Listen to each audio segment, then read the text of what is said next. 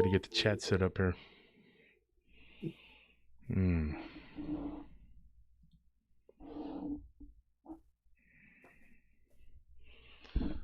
we went live before the chat even started to fill up. Yeah, so it's gonna be like there's gonna be a lot of wasted time here, wasted space, whatever.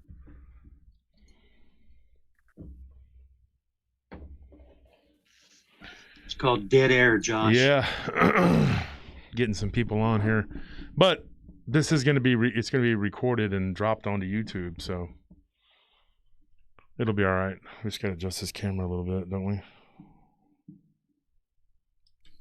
What big ears you have, Josh Turner. Hey everybody who's showing up into the chat. It's Josh Turner, PRT. We got Barton, Nunnelly, and Nick Valente here for our Halloween special 2021. This is our third one. Time flies. Wow. Yeah. Hello, everyone. Happy Halloween. We may be joined later on by Albert Rosales. I talked to him a little bit, and I thought maybe if he came on and told a couple scary alien humanoid stories, might be cool. He's got a little something going on. I asked him at the 11th hour, because if we were going to be doing video, you can have four people without confusion, you know. Hopefully he makes it. Yeah, that'd be cool. I think he might show up later. I'll just send him the Zoom link and then see what he says. Oh, thank you for the donation, John. I already got a donation. That's good. Appreciate that. That's awesome. Well, I hope this Halloween special lives up to the last two that we've had. We've always done it up pretty big for Halloween, and this year's going to be no exception. I just want to make it a nightclub setting in our comment section here, you know. It's entertainment. I'm here to get your scare on. Already got 46 people in the chat. I look a little blurry, don't I, guys? Slightly. Yeah, you're out of focus. I'm out of focus, sir. What's going on? Kind of off center, like in poetry. You messing with the camera? I didn't mess with it. I just pushed it over one earlier, but it just did it right now. I just started going a little blurry.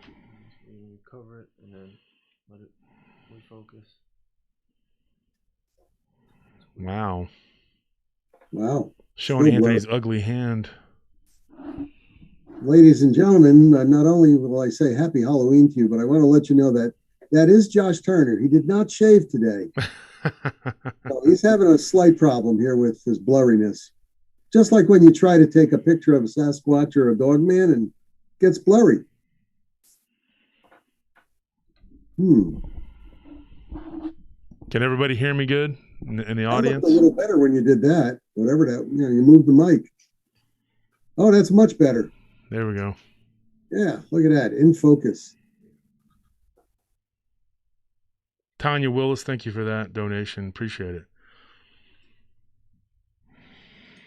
Just going to let the chat room fill up. How was y'all's day been, gentlemen? Excellent. Busy as heck, but excellent. Yeah, it has been very busy. Fantastic for me. I did a little grilling today. No work. Freaking Browns lost to one of the teams I hate the most. Dude. All the teams I hate won today. Everybody. I hear you. I don't know what the Bucks are doing. I was going to go back and check and see what they're doing. My Astros are facing elimination tonight. Oh, man, the Bucks are getting beat. Oh, they did. They got beat. They got beat 36-27 in New Orleans. That's great. Letitia's crushed. Oh, my gosh. So the Cowboys are going to have to win tonight to make me feel better because I think the Astros, it could be it for them in Atlanta. Hey, my Jets won. I saw that. The Jets actually did. Yeah. But that was not – I wasn't happy about that because of the team they beat. I actually wanted them to win. The Bengals? Yeah. I'd like to see Cincinnati actually do something in the AFC. Them and the Browns never do anything, so it'd be nice to see them actually do a little something, somebody different, you know? So, guys, we got about 80 people in this chat. Here we go. We're going to start talking here. Take off my face, show you my mask. let's get started. And you can always go and watch this when it gets dropped later on, ladies and gentlemen. I'm trying to be like Barton with the glasses. Oh, yeah. Oh, man. Nick's like, I don't have glasses. You don't have a hat on either, Nick. I need to get you a PRT hat. Oh, I never got a PRT hat or anything like that. Yeah, I can send you one. You want a new era, or you want one like Barton's got? Just let me know. Okay.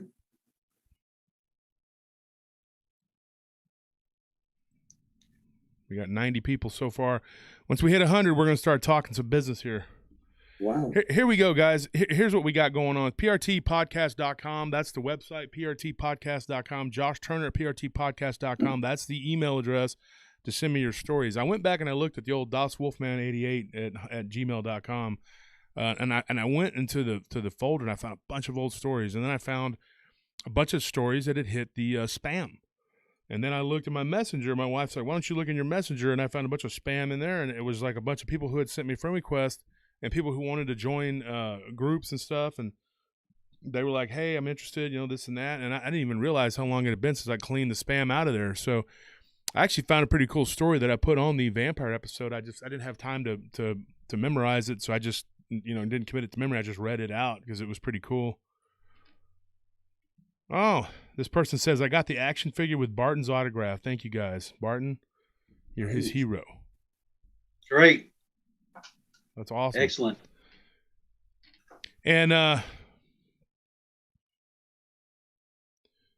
don't forget, guys, we're having a Halloween contest, a Halloween costume contest. We're giving away some really, really cool stuff, prizes, and cash prize.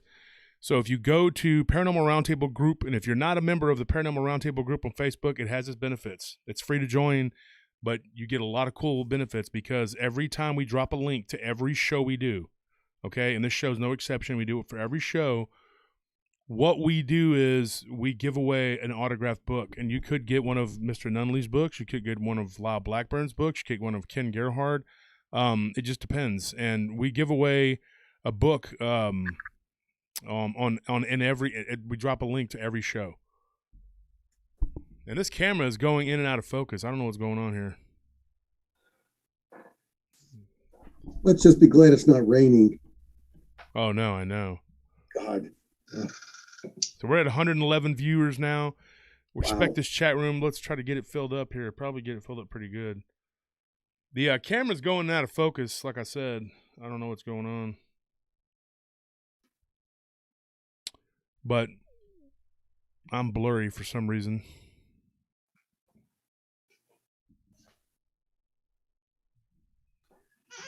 You're What blurry we're like going to do me, is when we Josh. start here, we're going to tell some stories, and I've collected what I think are some of the most scarier ones throughout the year, and we're going to tell some stories, and we're going to go around the horn, and Barton's going to talk a little bit, some stories, and so is Nick, and so am I, and we're all going to, we're going to do it up. It's Halloween. Everybody's got stories to tell. I do this every Halloween. I do some of the scarier stories I get. I started this past year though, just collecting stories all the way since last October. Right after the first Halloween episode, I got hit with a few stories. Now here's the thing: I had never heard a Scarecrow story until in last spring, I believe, and then I did it on the Halloween show last October. Well, I got that story, and after I told it on the Halloween show, like literally 2 weeks after that, I got another Scarecrow story, and then about a week after that, I got another one. So I got a couple. Okay, I only have two, but I thought Halloween, I got some freaky story about Scarecrow, and so I figured it's Halloween. I'll start with that one, but it's however you guys want to do this. You guys are in the chat. And I'm looking at the chat right now, and I'm seeing. Let me know what you guys want to hear. You guys want to start with the Scarecrow one, or do you want to start with a prison possession story? Hey, you have a Jeepers Creepers one? I got I told that one on the vampire one that it was the one that I read. It was somebody that sent it to me from my spam folder. It was in there for months. And they said that it was like a Jeepers Creepers story. It's really weird. Like they actually and the person's name, I'll show you. The person's name's not even on here. They sent it to me. And it went into my chat spam folder, which I thought was weird, that it just chooses randomly like to stick stuff in there, and I got to go in there and clean it out. But it had been so long, and my wife's like, "You should go in there and check it." So I went over to the spam folder.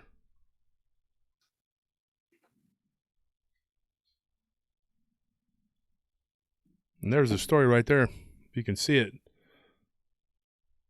And it was they sent me two of them. The other one is different, but this one, it was the Jeepers Creepers one. At the beginning of it, it says here, I'm a PRT listener, and I have a story about a flying humanoid. I call it Jeepers Creepers. And it doesn't have the person's name. It doesn't have a user profile, nothing. I guess they deleted their account or whatever. But it was in my spam folder. And I thought, you know what? I don't have time to memorize this, but I'm going to read it. So I did. The vampire episode's doing very well. I let everybody decide on Tuesday whether they wanted to hear about Black Panther people or vampires, and so I gave them the vampires. And one of the stories I was going to tell tonight was actually a vampire story, so I'm not going to tell that one. It was the one about the vampire that was found in upstate New York and in a sarcophagus that somebody had sent me. But I do have a lot of other scary stories. So you guys let me know what you want. Everybody's saying Scarecrow. Somebody said all prisons are possessed, and I wouldn't doubt it. And there's a lot of weird stuff in those prisons. So letting the chat room fill up a little bit. And let me get started. So anyways, happy Halloween to everybody. My friends Nick and Barton, happy Halloween to you guys. Happy Halloween to everybody who's tuned in. As everybody knows, Nick Valente is part of the NADP. He's got the, what is it, Region 3? Region 3. Region 3. And Barton has written some of the best books ever. Now, we are doing giveaways tonight. Anthony, see if you can find the small box with Barton's books so I can show them what it looks like. It's the Mysterious Kentucky that you wrote, Bart. We're going to give that away tonight, one of them. Okay, and the other ones are going to auction. But I'm going to buy that one from you myself, and I'm going to give that one away tonight. Okay? Oh, cool. The first edition? Yeah, the first edition of Mysterious Kentucky is going for about $1,000 on Amazon. And if you're in the chat tonight, okay, and you make it to the end, whoever stays in, hangs in there, okay, and if the longer you've been in, the better. If you're one of the first people in and you've been in here, you have a better shot at winning. That's how we're going to do this, okay? And so we're going to be giving that book away, and I'm going to be buying that one from you straight up. Thank you for the donation, Super Britches. I'm glad that you have nice pants. John, thank you for that donation. I appreciate it. Madeline Chap, thank you for the donation. And no. This is not it. This isn't it, is it, Barton? This isn't the one. That's part 2. That's volume 2. No, this is volume 1. But this is volume 1, but it's the second. Yeah, it's in a smaller box that Barton sent me recently. It's in a smaller box. It's only got like 3 or 4 books in it, right, Barton? Right. Yeah. Barton, isn't volume 1 have a blue cover with a dog man on it? No. So that's the new 3rd edition. God, there's already a 3rd edition to it? Wow. Right. Wow. Yeah. Man. So Barton, you're in Humanoids. That the person that won the contest, there were 2 people. One of them's in the chat room right now. I see them, and the other one, she just finally figured out how to use her PayPal and got me paid on that. So as soon as I get that book, you know who you are. You'll be getting it sent to you. Thank you for that. So she is a big fan, and she was super stoked that Ken and you and me could all autograph it and send it. Let me see if this is it. Right? Ah, there we go. This is it right here, isn't it? That's it. Yep. This is the first edition, folks. First edition. and I believe it's going for about $1,000 on Amazon. Last I checked. So this one is definitely a collector's item. Let me make sure Barton signed it right there. Okay, and we're going to be giving this away tonight at the end of the night. We're also going to be giving away prizes every 30 minutes to an hour. Okay, Anthony, let me know every 30 minutes. We'll do a prize. We'll do a giveaway, a hat, a book, something. We got lamps. We got these PRT lamps that are really cool. If you want to plug one in, Anthony, let me show the audience so they can see what that is. I showed it one time on my show. Everybody was stoked about it, but it's been a while. All right, guys. I'm going in and out of focus here. Something wrong with the camera. I don't know what's going on. But anyway, here we go. So I'm going to get started here with the first story. And I got them all down here in my notes. Go to the Paranormal Round Table group page. If you want to enter the Halloween costume contest, you have until 6 a.m. in the morning. It was set up by Patsy Trigg. Patsy is Patsy Trigg. She set that up. Go in there and look in the announcements. Just go under announcements, and you can post your picture of your costume, and then we're going to pick a winner in the morning, and then you'll get your prizes. First, second, third place.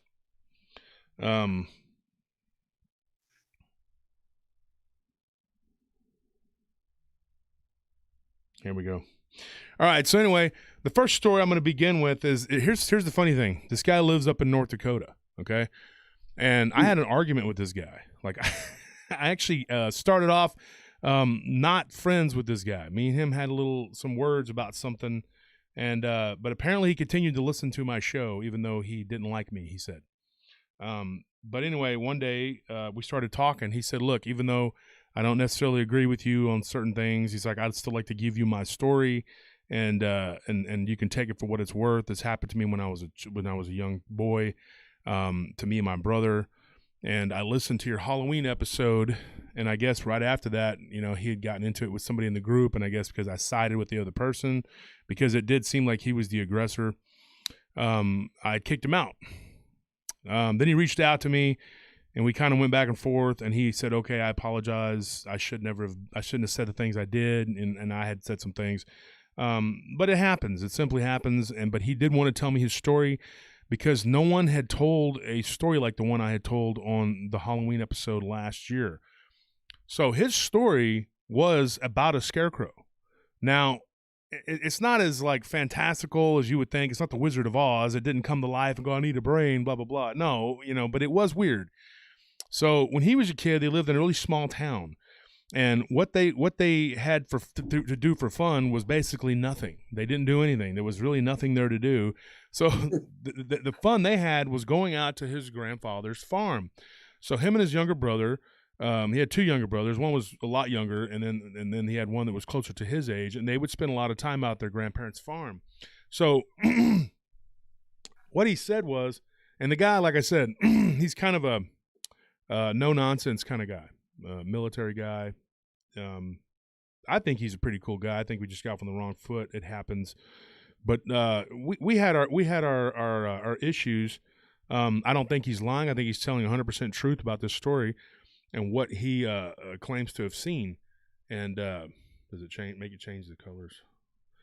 And so what happened was, him and his brother would go out there to their grandparents' farm, and they would enjoy the weekend or summer vacation or the holidays, whatever. It gets really cold in North Dakota, of course. And they would go out there when it would snow, and they'd build snowman, things like that, They didn't get to do those kind of things living in the small town that they lived in. They were like their dad. They had a bad relationship, not real good, not a fun person to be around. He was an alcoholic. And so that was, that was their escape. Well, the only problem they had with going out there was that there was a scarecrow that they didn't like, that it looked creepy. Now, it was an innocuous thing from what he told me. It wasn't like, you stare at it and its eyes follow you. It was nothing dramatic like that. It was just a creepy looking thing. And at night, sometimes they would be looking at it, and during a thunderstorm one time, him and his brother claimed that they thought I saw it move. Like literally, like the lightning strikes, it's dark, lightning strikes, it's dark, and it's like moving around, not like coming toward them. From what he said was like it was moving around different spots in the field, which is, that's kind of weird. I mean, that's something that, you wouldn't want to see if you're a little kid, Yeah. but he thought maybe my eyes were playing tricks on me. It was optical illusion. Now, he did say that the house that his grandparents lived in was haunted. Like, he absolutely said it was haunted. Like, one time he saw like a woman going into the bathroom, and he saw a full-on apparition. He knew it was a woman. Wasn't anybody that belonged in the house. Sometimes his aunt would stay there, and she was a little weird, and more than one occasion she actually like had her boyfriend come over, which was, he said that he was kind of a weird guy too, and he always thought there was something off about him. And I asked him, though, I said, would you think that these people would be connected in any way to this? He said no. He goes, what happened with this was, so they talked to their grandfather, and they asked him one day, because for some reason the grandfather was pretty attached to the Scarecrow and didn't really do its job. Crows would literally just sit on its head, according to him. And he said, can we move this thing? Can we just get rid of it? And his grandfather said, yeah, just take it and put it in the barn. I'll make another one. It was a basic Scarecrow, just an old farm shirt stuffed with straw. There were no hands, anything. There were no gloves on it, nothing. It was just, there were no feet. It had a little hat. It was just a normal-looking Scarecrow. Well, him and his brother went to take it out go into the field to grab it and put it up in the barn. He's basically making his little brother carry it, and he's just walking. And his little brother starts screaming. He turns around. He says, what the heck is your problem? And he said, this thing grabbed me. And he's like, what do you mean it grabbed you? How does this Scarecrow grab you? It's made of straw, dude. It's not going to grab you. The wind was blowing, so he kind of chalked it up to maybe his brother's imagination, and maybe the arm flapped around or something. The straw was literally falling out of it, He said, dude, he goes, just pick it up and carry it into the barn, And there was cotton and straw in it, And so basically the little brother refused. And so he ran back to the house, and he figured, you know what, I'm just going to beat him up. Because you're not doing what I ask, and you're just trying to make an excuse, because of the task at hand. But he said that he did get a weird feeling. Maybe it was because of his little brother doing that. It kind of put it in his head. That was what I thought, and I told him that. But he put it in the barn.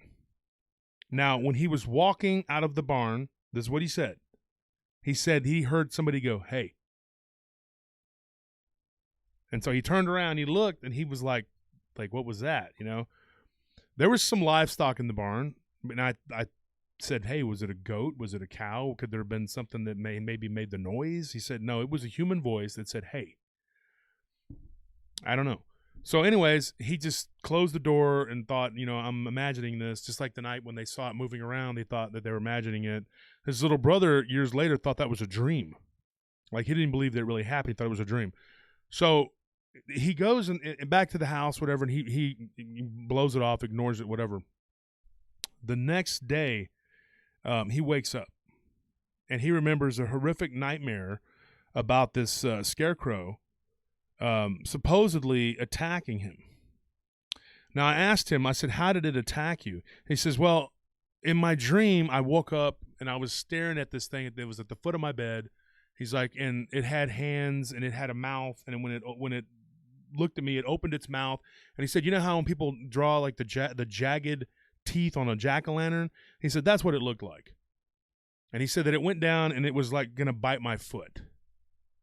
And he said that he kicked at it, and straw went the hay and everything went everywhere, and it backed up, and then it grabbed him by his legs and began to try to crawl over the top of him. Now, he described it as a dream, and he said that he goes, I would have thought for the rest of my life that it was a dream. But the next day, that morning at breakfast, his little brother started talking to him when his grandparents left the room about his dream. He had the same dream. Not exactly the same dream, but very similar. This Scarecrow crawled into the bed with him, and began to press down on top of him.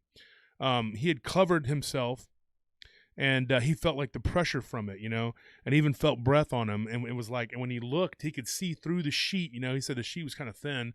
He could actually see the face of what looked like the Scarecrow that they had taken to the and he was already terrified because, it had supposedly grabbed him. Now, what his little brother told him in more in depth about it grabbing him was that the arms literally wrapped around it and pushed on his chest and lifted him off the ground. That's when he screamed. When his brother turned around, it let go and went back to being limp. That's what they told me. That's what not both of them, but the older brother. So the question is now, is it from the haunting in the house that made this happen? Was there something in the house that could have made this happen? Or is it the overactive imagination of two children that coincidentally had a nightmare about a scarecrow that they were getting rid of? So the next day, you know how people burn their trash?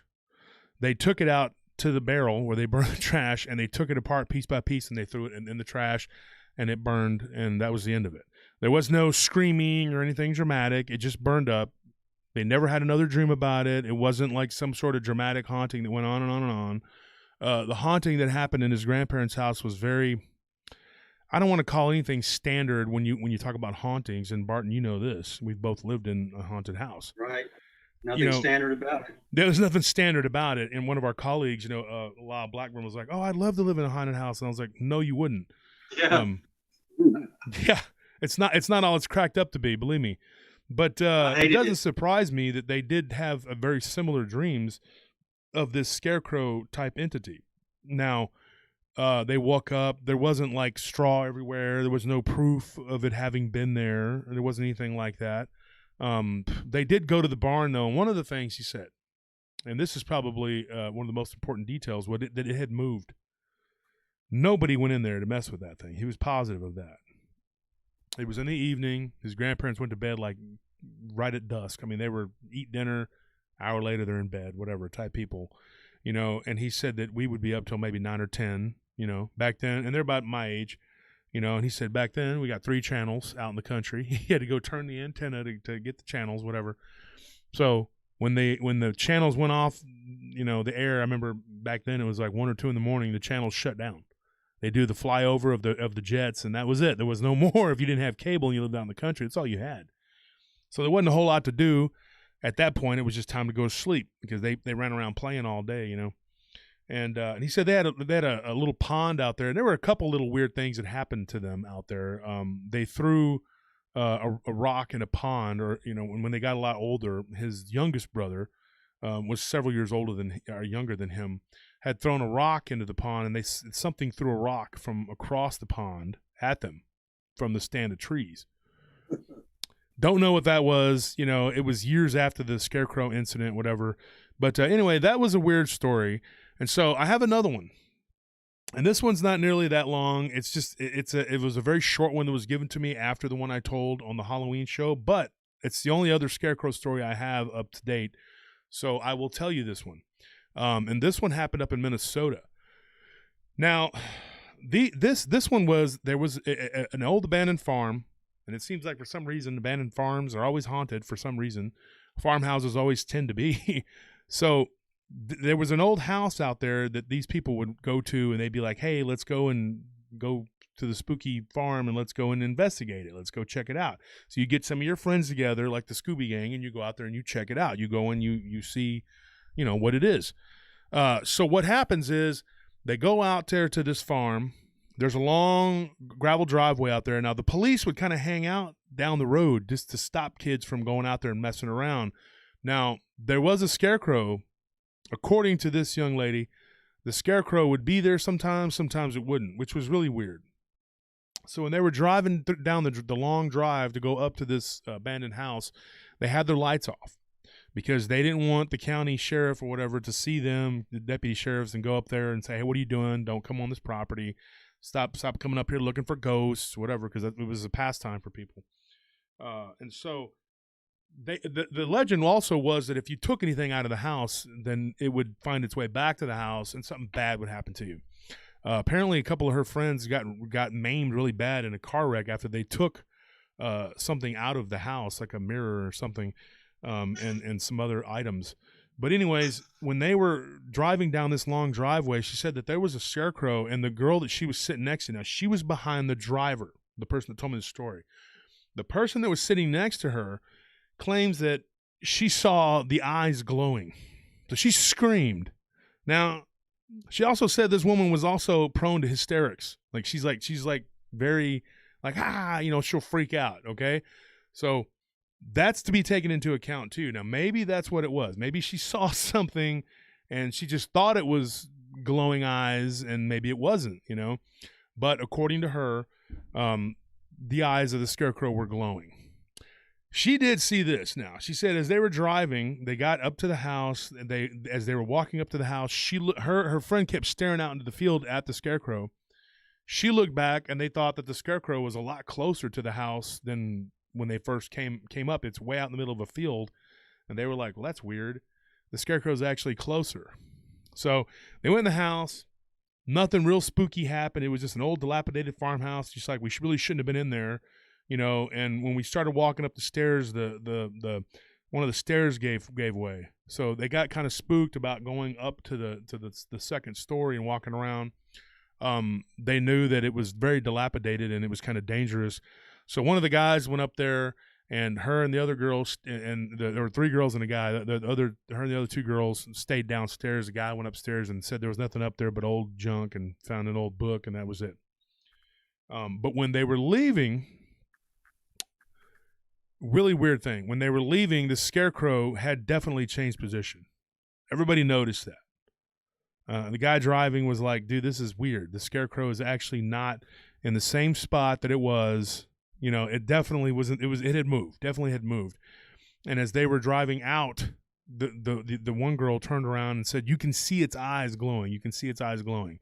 Now, when she looked back, when she turned around, Nick, what are you doing? So when she eyes are glowing. When she turned He's around, having poltergeist activity. poltergeist activity going on at Nick's place. So turned around and she sees that it's actually definitely in a different spot. So that was weird. When she got home, she had a nightmare. Guess what? It was about a Scarecrow. But it wasn't anything like amazing. It's not like some fantastical story. She just dreamed that she had gotten up and she was walking around in that house, and that there was what really looked like a guy wearing a Scarecrow mask standing in the hallway staring at her. And then she woke up. So, nothing too dramatic, but it's still weird, and it is Halloween, so I thought those 2 Scarecrow stories, I saved them all the way from last like November. So I thought I'd throw those out there, and we would start with that, and we'd kick it off with the spooky Scarecrow stories. Some people, though, I found out after I did my story about the Scarecrow that I got from the guy from last year, I found out that people are scared of them, kind of like clowns. There's people that are terrified of clowns, and I remember my sister's cousin. Now, this is not related to me, but my sister's cousin was like afraid of the Scarecrow that we called him Grandpa Dan. He was actually my sister's grandpa. But they always treated me really good. They treated me like one of the family, so I always called him Grandpa Dan. I went to church with him and everything, and he had a Scarecrow out there at one point, and it was, I mean, most farmers did. You had something out there, to keep the birds from doing whatever. And I just remember my sister telling me that her cousin was like scared of it. Just looked like a Raggedy Ann thing to me, or whatever, a Raggedy Andy, whatever doll. It didn't look anything scary to me. I mean, I'd been out there with him baling hay and never was like, ooh, spooked out by it. But some people are actually very scared of clowns, and scarecrows. Apparently, it's also something that people are afraid of. I don't know why that is. The humanoidal shape I wonder about that. Maybe it has something to do with the shape of it being like a man, and looking kind of creepy sometimes. But a lot of them just look goofy, So what are your thoughts on that, gentlemen?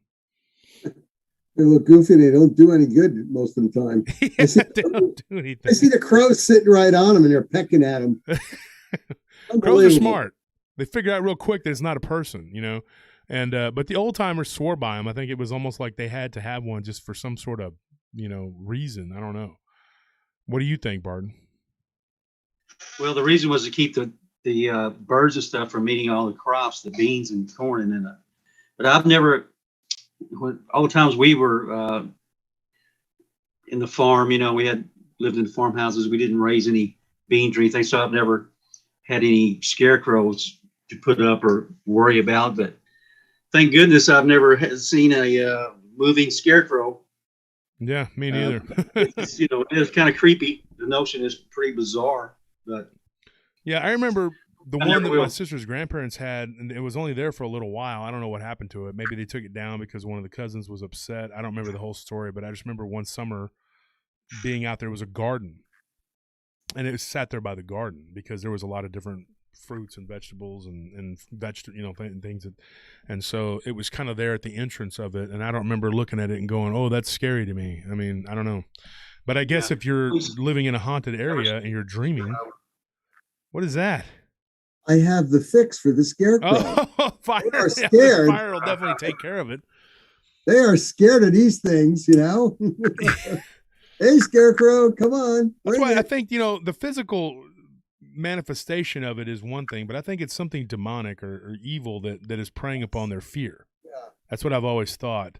I That's want to say probably something, about the vampire episode that we just dropped. Somebody had asked me, during the last time we had a vampire story on, which I think was Supernatural Sin City, which was about Vegas. One of the things that was said was, how come people don't see vampires as often as they do werewolves? Well, I'll tell you, I believe they do, but we just call it something else. We call them wendigos, we call them crawlers, we call them rakes, we call them gargoyles, and they could all fall into the category of a vampire. I even think sometimes some of these reptilian encounters are more vampiric, in nature, demonic, I just think that whereas Dogman is a catch-all for any kind of upright canid, the vampire, I think, has been kind of compartmentalized into different categories. I know one time, Barton, we were having a conversation and somebody had asked about vampire, demon, whatever, and you said, what's the difference? Yeah. So to me, they're all, in my opinion, they're all different manifestations springing from the same diabolical source. They can appear as whatever it takes to get you to believe something that's not true or have a paradigm shift. Mm-hmm. They want you to believe that there's a lot of different things that really goes against the Bible, what the Bible says. But all these humanoids, they want you to believe that you're not the only divine creation out there. There's others, and there's just a lot of different things that they try to get you to believe. And if they'll tell you 100 truths to get you to believe that one little bitty lie, but that one little bitty lie will be very important later on down the road, I believe. So I think that's what they're doing, and they can appear as whatever they want to appear as, whether it be Bigfoot, Dogman, a Scarecrow, a UFO, a ghost, whatever. They can take whatever shape they feel that they need to take in that instance. So. And what do you think about the Scarecrow grabbing the boy? Well, I mean, that's if the demonic entity actually possessed that Scarecrow figurine, well, that's not it's nothing surprising to make it move. But it is quite bizarre to have a Scarecrow. I've never heard of a Scarecrow coming to life before. Yeah. If that's to be, if it's true. That's the case, right? Right. I mean, and I'm not saying that your story's not true, sir. I'm not, if you're listening. What I'm saying is, if his little brother was even telling him the truth, like, who knows? Maybe he was trying to get out of, what, I know I have brothers lazy who will get out of, he's older than me. He'll try to get out of, he's to this day. He'll, his son, same way. I love him to death, but they'll say whatever to get out of doing stuff. It's just the way it is. So maybe he was just, oh, something grabbed me, and I'm going to run back and whatever. And he did say his little brother was kind of babied and spoiled a little bit, and his grandma kind of doted on him. So, oh, I'm being forced to do something I don't want to do, so I'm going to run back inside. That could be it too. Right. A lot of times, Josh, is when something happens a long time ago, like he could have dreamed that, but he remembers it so vividly all these years later that to him that it was real. It wasn't a dream. It was, reality. And sometimes people get those confused as time goes by. I think you have to rule out all the psychological aberrations in order to get to the truth, Mm-hmm. So it could be, it happened just like he said, but it's, there could be some other explanations as well. We don't need to necessarily automatically assume that it was a demonic possession of a Scarecrow. Yeah. But, you have to look at all the aspects of it and then come to a decision based on the facts as they're presented to you like that. So I had a question for you, Nick. Did you want to tell a story? Did you have something to tell? Oh, you had been mentioned a retell of my encounter. Mm-hmm. Would you like to do that here? Because, I mean, you've done it before on the show, though, on the podcast. But would you like to retell it tonight? Yeah, I could retell it. I was just going over some notes from years back that I made on that. And, I was thinking, when I retold it, that, I would say it all started on the dark and stormy night and raining, and get all the special effects on it. But unfortunately, it's not as scary as most people would want to believe it is. It actually happened September 13th, 2013. And it just so happens that was a Friday the 13th, because I was looking back through my notes and it was a Friday. And weather over here in New Jersey, it was in the low 60s. I had been at work for, a little bit over 36 hours, because we were doing recertifications and training. And I left Newark, New Jersey, got on Route 22 West to go home. And on my way home, I decided, geez, I'm really hungry, really tired. I just want to shower. And I decided to cut over and across the mountain. It would save me about 22 minutes instead of going straight down the highway and making a total U to get back to where I live. So I'm in Mountainside, New Jersey. New Providence is right next to it. That's another town. And I decided to go up the mountain and just go up and over. If I had to go that way, which I did, I would go through the Watchung Park. Watchung Reservation is what it's called. Now, Watchung Reservation is at the top of the mountain. It's an old Lenape reservation going back well over 100 years now. So I hit the top of the mountain, and the top area has been converted for the last 50 years into a park-like area. It's forest, deep forest area, but the center of it is about 6 football fields in length and about 2 football fields wide. So I hit the top, and it's in an oval that I'd have to drive around to get out to the exit to go across the mountain and, and get home from there. So I'm driving my Jeep Wrangler, my 2013 Jeep Wrangler. I have some of my lights on. I have some KC highlighters installed on it. I've got about 500,000 candle power, at least that's what they used to call it in the old days, instead of lumens on it. And there's no lights over there. The streets don't really have lights at the top in the park area because they don't expect people to be there after dark. The police in the area, they get any people in Lover's Lane or whatever out of there. So people know not to hang there, and there are no lights. You got a couple of lights at the corners, but for the most part, it's really dark. So I hit the oval, and I've got all of my lights on in my Jeep Wrangler, and I could see across as I'm coming up on an intersection. I could see across about a good 300 feet from me. There's a stop sign. Stop sign has some reflectors on it, and I see a bicycle. I could see there's a reflector on the bottom of the bicycle, and I see a dark figure that's near the bicycle. I'm saying, gee, that's strange. Nobody should be up here right now. So I'm driving around the oval, and I lose eyesight. I lose contact with it as I'm driving around, because in the beginning it was straight across. But as I'm driving around the oval to get to the street so I can, get out of the park area, I'm seeing this thing, and it's right at the stop sign, and I could see that there is a bicycle right up against the pole where the stop sign's located.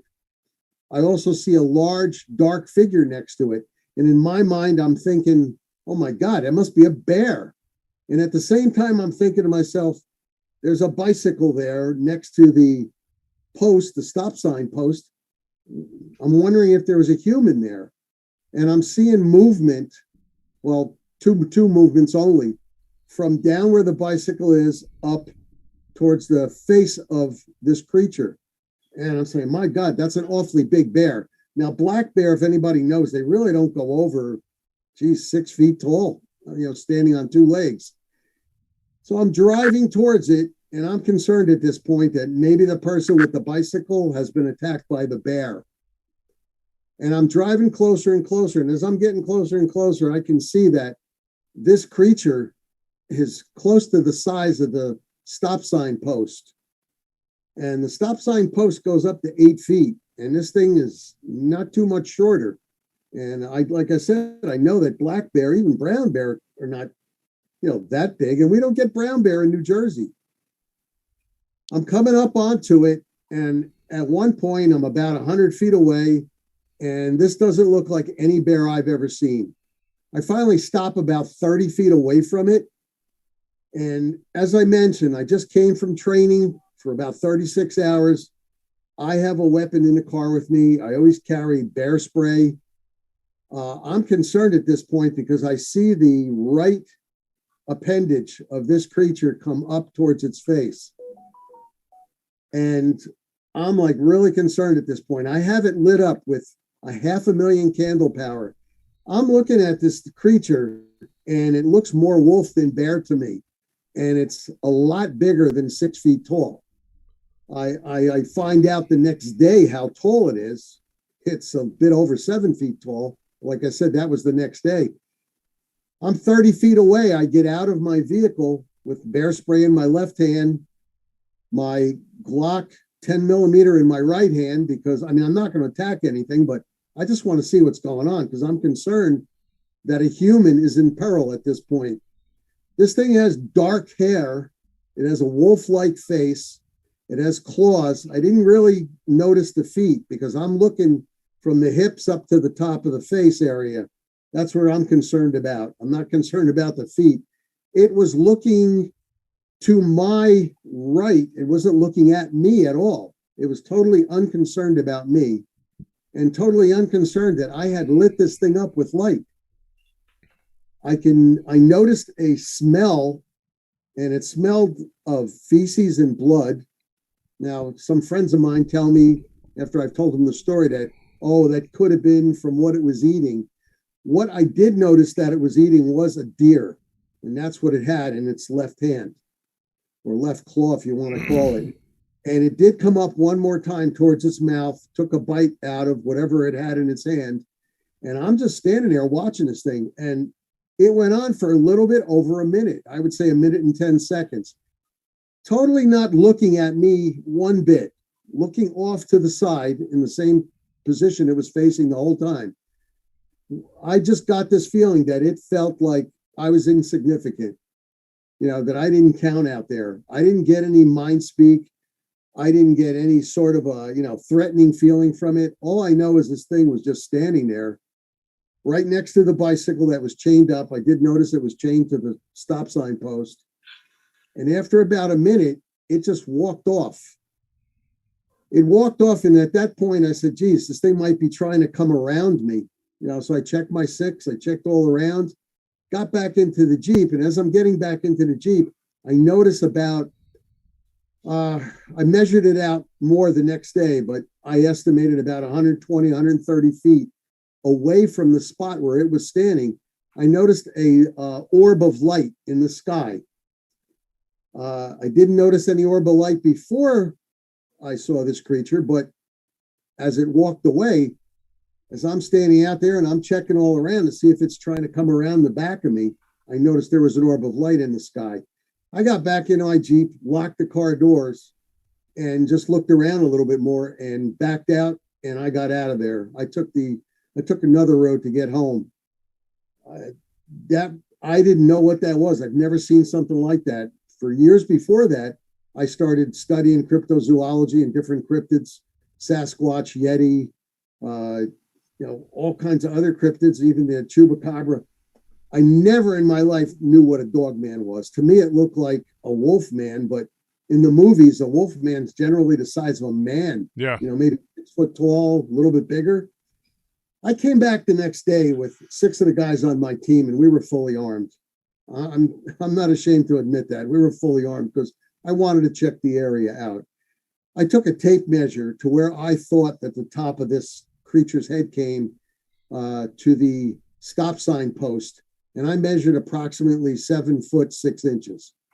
I've never seen something. I've never read about something like that in my life. You know, to me, I've heard of werewolves. I've never seen this thing. I went checking into the internet. I went checking books that I had. There was never a mention of what the creature we would call a dog man. So that's what took me from 2013 all the way on until I joined the NADP in 2019. I was investigating this creature, and I really didn't find out very much about it until about 2018, and I only had like 2 mentions of it. So I really didn't find very much, but we checked the area, and something I should mention is that I did hear, I don't believe it was a spirit. I believe it was a physical creature, because I did smell a scent coming off. I did see black hair, deep black hair, and I did hear it rustling the leaves, and I did hear some brush that was on the ground get kicked away. We came back the next day and we tried to track it, and the trail ended maybe about 12 feet into the area that it was going into. I didn't find any other tracks from there. I found absolutely nothing. So, I mean, it's not a spooky, scary story, but to me, it was still amazing. Pretty creepy. I'm looking at this creature, and, you know, I know you had mentioned it to me, since it's a Lenape Indian reservation. It could have been some sort of a skinwalker or a spirit of some sort, but I don't know. It looked awfully, you know, corporal to me. It looked like it had a body to me. And why would it need to eat something? And then I did hear a noise as it walked off. You know, only a couple of noises, but that was it. And there was no track. After about a dozen feet, there was nothing that I could see that, you know, this creature had left any kind of trail for me, you know, to follow or anything, but nothing. Now, I went back there with guys that are trackers, and nobody found a darn thing out there. Not one thing. That bicycle, by the way, was still there, chained up. You know, Nick, one of the things too is 7 foot 6 inches tends to be the average height. 200 dogman reports, you'll get probably 90% of them will be 7 to 8 feet. Well, that you I don't found usually out. hit 8 feet. I don't typically get that. It's usually around 7 to 7.5 feet. That I found out years later, that generally 7 feet up. Just real quick, I'll throw another quick story at you, if I may. Earlier in the year, Jody Cook, the guy that just made all the NADP come together, he's the founder. He gave me a call one night, and he said, "Listen, you guys got to do something for me." He goes, "You got to get to this lady's house and help her out in Highland, New York." And I had spoken to this lady on the phone and on Messenger, but evidently she was bugging Jody about, you know, she's being attacked by dogmen over there. They're messing with her garbage area. They're running around her backyard rampant. And the reason why I'm telling you this story is because, you know, the height that she mentioned and the height that I found out later on of whatever creature she had back there in her backyard was well over 8 feet tall. She had taken pictures from her kitchen window, which went out into her backyard, and she had a very large backyard. Her backyard extended well over 75 feet, I'd say about 100 feet. And the picture she took of where the eye shine and where a shadow that she had in the photograph showed, we found out later that it was 15 feet off the ground, because we went there at about 1:20, 1:30 at night. I took two of my guys with me up there, and usually I don't want to go with less than a team of 7. And it's pitch dark in Highland, New York. There was a red barn out in the back, not on her property, but maybe 50 feet away from her property. And that comes into importance a little bit later on, because we did check that one area out as a landmark. But I was in the back there, and we were using FLIR, you know, for night vision to look around back there. We didn't want to light ourselves up or anything. And we had a about a 10-foot log, 8 foot around, thrown at us, thrown our way. And one of my guys, Tommy, he actually hit this thing with his foot, went down and hurt his leg. And we had to get him out of there.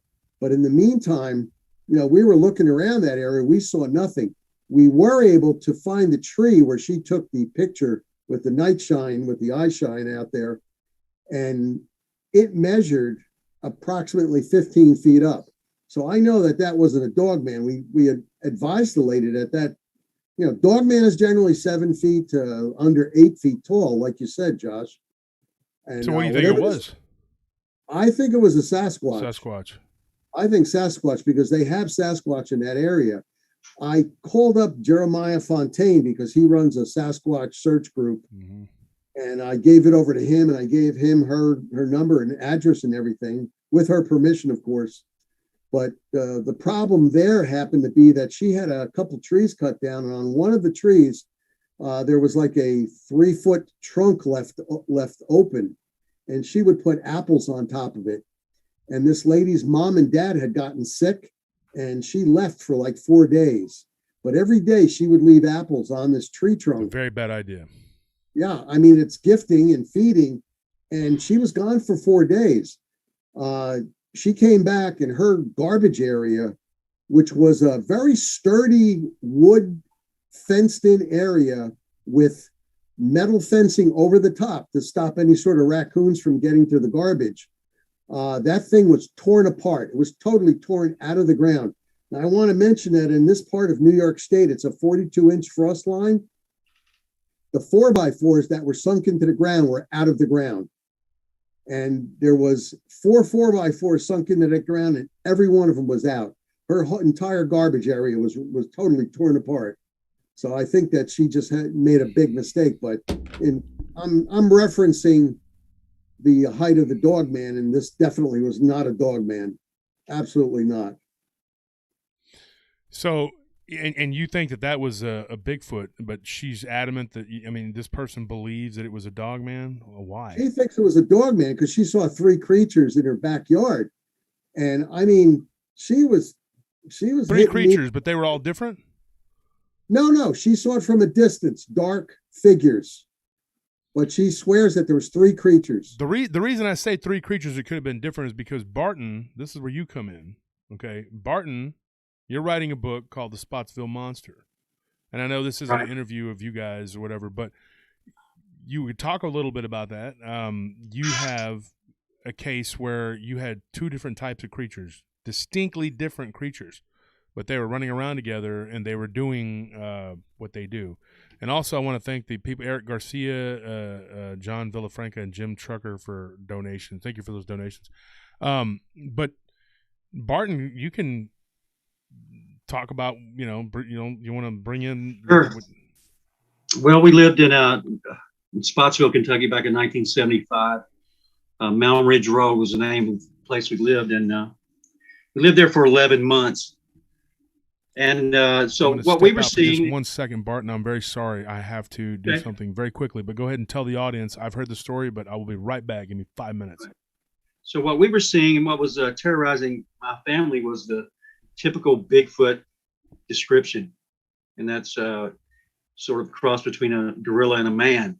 But the person who came to help us, which was our neighbor who lived down the road, my dad, he would call the state police every time this thing would come up and start messing with our house. But eventually they stopped responding, I guess because they thought we were crazy or whatever. But the man who lived down the road became friends with my dad. And so my dad would start calling him every time we were in trouble. And he ran into these things several times, and the description that he gave was not a typical dog man, a typical Bigfoot. It was more like a dog man, only without ears. So it had the short muzzle and the long fangs and claws. And he said he saw it 3 times step in and out of a portal. So I never had any idea that there was more than one type of creature involved in the Spotsville monster encounters until 2005, when I finally looked him up and interviewed this man and went to his house. And I was able to do a sketch of the creature that he saw. And to my surprise, it didn't look anything like a Bigfoot. It didn't look anything like the creatures that we were experiencing. So that's pretty good evidence that there's two different types of inhumanoids sharing the same space in the same time and, working together. So make of that what you will. Wow, And working together. one of the things, though, that and Barton had told me, Nick, and for the audience there, when me and Barton have had long conversations, just like me and you, Nick, I think us three have talked for hours, along with Lyle and Ken. I think me and Barton have talked to everybody for hours and hours, and me and Barton have talked for hours. But I remember one of the things that you when you described that to me, Barton, in one of our conversations, the ears, okay, the ears didn't set up high on the head like a dog man's would kind of be up, they weren't like that. There were no visible ears. Yeah, but it had a snout, Yes. which makes you think gugui. And that's, we went round and round about what it could be. You gave me your theory. I told you what I think it could have been. You could talk all day about what this thing is or what it isn't. We're not going to do that tonight, that we got stories to tell, but great insight. And I wanted Barton to, when you talked about the woman, Nick, that was perfect, leading into what Barton's, saw. And folks, Barton is writing that book, and we're not here to plug Barton's book. Barton doesn't he's not here for that, but he is writing that book, The Spotsville Monster. Okay, and that will be probably one of the greatest books ever, just like all those other books, until I write my book. And then, oh, thanks, man. I hope it's well received. But I've written part of mine already. I got the first part. You want to hear it? I gotta say it in a different. I was born in the dog days of summer. That's all I got so far. I'm gonna finish the rest though. It's only been 6 years. These things take time. They take time, guys. I can't. That's like a New York Times bestseller to me. You can't rush it. You can't rush greatness, right? Barton knows that. Barton's like, slow down, dude. You're just going too fast. It's making me look bad. No, dude. And me and Barton have been encouraging Nick to write, because Nick, you have a ton of information up here. And you're always on different podcasts. You're always on somebody's podcast, DA's podcast, you're somewhere. But you got to start you got to start your own channel. You got to get that information, all that information you have up here, man. It's got to come out, right. You can't do any worse than me. I've tried to write. I had like halfway, of all the stories I had told on DER, in their entirety. And then I lost them on the computer. My wife, not blaming her, but something happened with her laptop, and I was like, she was transcribing it, and I was like, do you know how hard it is to start over? It's like, dude, the other night when I was on Tony Merkel's show on the Confessionals, we went an hour, and then something messed up on his audio, which he said it never happened before, and then it was a very weird thing. And then I had to start over, but luckily I know all those stories by heart. But it was really weird, because he had, on the night that Patrick Meekin had come on my show, who was the guy who had suffered through the Amish curse, he actually was on Tony Merkel's show recording with him during that day. And then he said that was the only other time he had any weird anomalies happen. And then Meekin came on my show, and when I talked to Meekin on the phone and I interviewed him, it was perfectly normal. But then when he came on my show, he had all kinds of audio problems. And Tony Merkel told me that was the only time he had ever had any audio issues other than me. It was Patrick Meekin, and it was that day that he had actually come on my show. And I remember Patrick saying, hey, I'm doing an interview with this other guy. When I'm done, I'll jump on your live stream. Little did I know that it was actually Tony Merkel. So then it kind of came full circle when I did Tony's show. And welcome everyone from the Confessionals. We have a ton of people who joined through Tony and Jason Bland and everybody, Paul Sinclair, everybody who's joined from me going on those other shows. It's been a very productive October for me. I'd like to tell a Dogman story. Now, actually, you know what? I'm going to tell a giant spider one first. This is a really creepy one, all right? I'm going to jump around a little bit, gentlemen, because we just told some Dogman stuff, and then we'll come back around and we'll do this. I had that vampire story already set to go, and I was like, oh, it's going to be a good one, and I told it on the Friday show. But Anyway, and then I had a Black Panther story, but I was going to save that one. But here's the thing. A lot of people that listen to the podcast don't listen to YouTube, and vice versa. So I'll probably tell the Black Panther story too.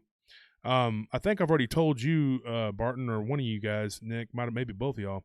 But I'm going to tell that one and then probably tell it again when we do the Black Panther people one, because it's a really creepy one. But I'd like to get this giant spider one out. This happened in Costa Rica. And I've had this giant spider story for a while. And then when I did the giant spider story, I actually made contact with a guy that lives in Ecuador. He was born in Ecuador. Now he lives in Peru. And he's an entomologist, and he actually studies giant spiders. And he's got these theories of these Peruvian spiders, he believes, that bite people. And they live up in the mountains in a colder climate, which is even weirder. And they are impervious to cold. Now, I had a woman that told me some really freaky stuff about spiders in the caves where you're from, Barton, in the Kentucky caves. They call them the crystal caves. And they say that they have quartz and stuff in those caves, and that these spiders are white. And that they'll actually bite people. And this woman claims that she comes from a long line of granny witches, and she claims that they will actually bite you, okay, and turn you into what we think of as the rake, which is really crazy. It's really weird. It sounds crazy, but if you're, dealing with these kind of things, not so much. But to the average layperson who's never been introduced to this kind of stuff, you're gonna be like, that's nuts. But so I'm gonna definitely get into spiders in general. But I had one that was just too good. I had to tell it for the Halloween story. So it's a Halloween episode story, and I think it's pretty scary. There were some people that were renting a house down in Costa Rica, and they were actually Americans, but they were Hispanic. They spoke Spanish. They were Mexican. But Mexican Americans from here. And they were living in Costa Rica temporarily. And it started one night, they had found a giant web with a rat in it. So when something is big enough to wrap up a rat and eat it, it's got to be a large creature. They were finding big webs with mice, and then of course when they found the rat, they were just like, this is ridiculous. And they found even other large spiders dead in this webbing that was in the garage. Now, the way that the garage was, it wasn't connected to the house. It was like a carport type thing. And so the whole neighborhood kind of had like these little carports, and then you walked out into like an entry room, and then you walked across, and then it went up into the house. And this spider story now, it does have some weird elements to it, and I'll get into it. One of the things is that in these tropical climates, and even subtropical climates, they have a ton of these spiders. Snakes and spiders are they're everywhere. They're prolific breeders. They're just everywhere, and there's tons of things to eat. And so, if you have pests in your house, you're probably gonna have spiders, because if there's no pests, there's nothing to eat. Well, he said that it was weird because the house was immaculate. They didn't have anything in the house. There wasn't cockroaches. There wasn't anything that the spiders would eat. But in the carport, it was like he didn't even want to play in there or play anywhere around it. They would go out in the driveway and play games and stuff. And I don't know if you two are familiar with this, but they used to play Foursquare. That's one of the things he played. I don't know if you remember that. It was a game that a lot of the Latinos that I grew up with when we were kids, they're poor. So all it took was a red ball that you could get for like $3 at the grocery store, or one of those, those balls that bounce, and then they go up in the air, and you got to get on your bike and go look for it. Anyways, yeah, those balls, and we would draw like the chalk or whatever on there. And one day, him and his friends were playing Foursquare. Now, one of the things he said happened was the ball rolled into the carport, and his sister was the youngest. She was told to go get it. Well, she walks in there. She starts screaming. She's like, I'm not going in there. There's a humongous spider. And he's like, how big? And she's like, this big. And they're like, okay, even for a little kid, a 6-year-old kid, like hands, that's big. And so she declined to go into the garage to fetch the ball. And so somebody had to go in there to get it. And so he went in there to look, and he didn't see a spider. He went in there, But when he looked down, he did see a shadow of a spider going across the wall, and he backed up and thought, where is it? It's somewhere. It wasn't nearly as big as she claimed it was, according to him, so he just grabbed the ball and ran back out, and there was nothing else that happened that day. That was the first indication of, other than the webs, they weren't seeing this actual creature. And I call it a creature because that's definitely what it was. Now, one night they were coming back from eating dinner at a birthday party. And when they pulled into it, his mother was driving him and his friend, and I guess it was actually his friend's birthday party. And then they were going to all have a sleepover at his house because his friend's house was really small and they were poor. So anyway, he said that they had a mom had said, yeah, y'all can all sleep over at our place. So they pulled into the carport with 3 kids and the mom in there and his little sister. And he said that they heard a boom on top of the car. He said it sounded like something had dropped, like heavy, like a thud onto the hood. Onto the roof. And they were like, what the heck was that? And so then he said that, his friend kind of got out and looks and says he didn't see anything. Well, just then they see this spider, they see the legs, the front legs of it go over the windshield, which they didn't even know that's what it was at the time. They just see these massive legs, and then the thing starts to slide down the glass. And he said, dude, I'm not kidding.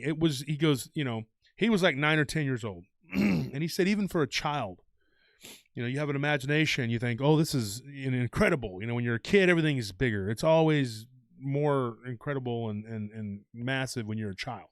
Then you become an adult and you go back and you're like, this isn't that big a deal. He said, dude, there was nothing. It was nothing.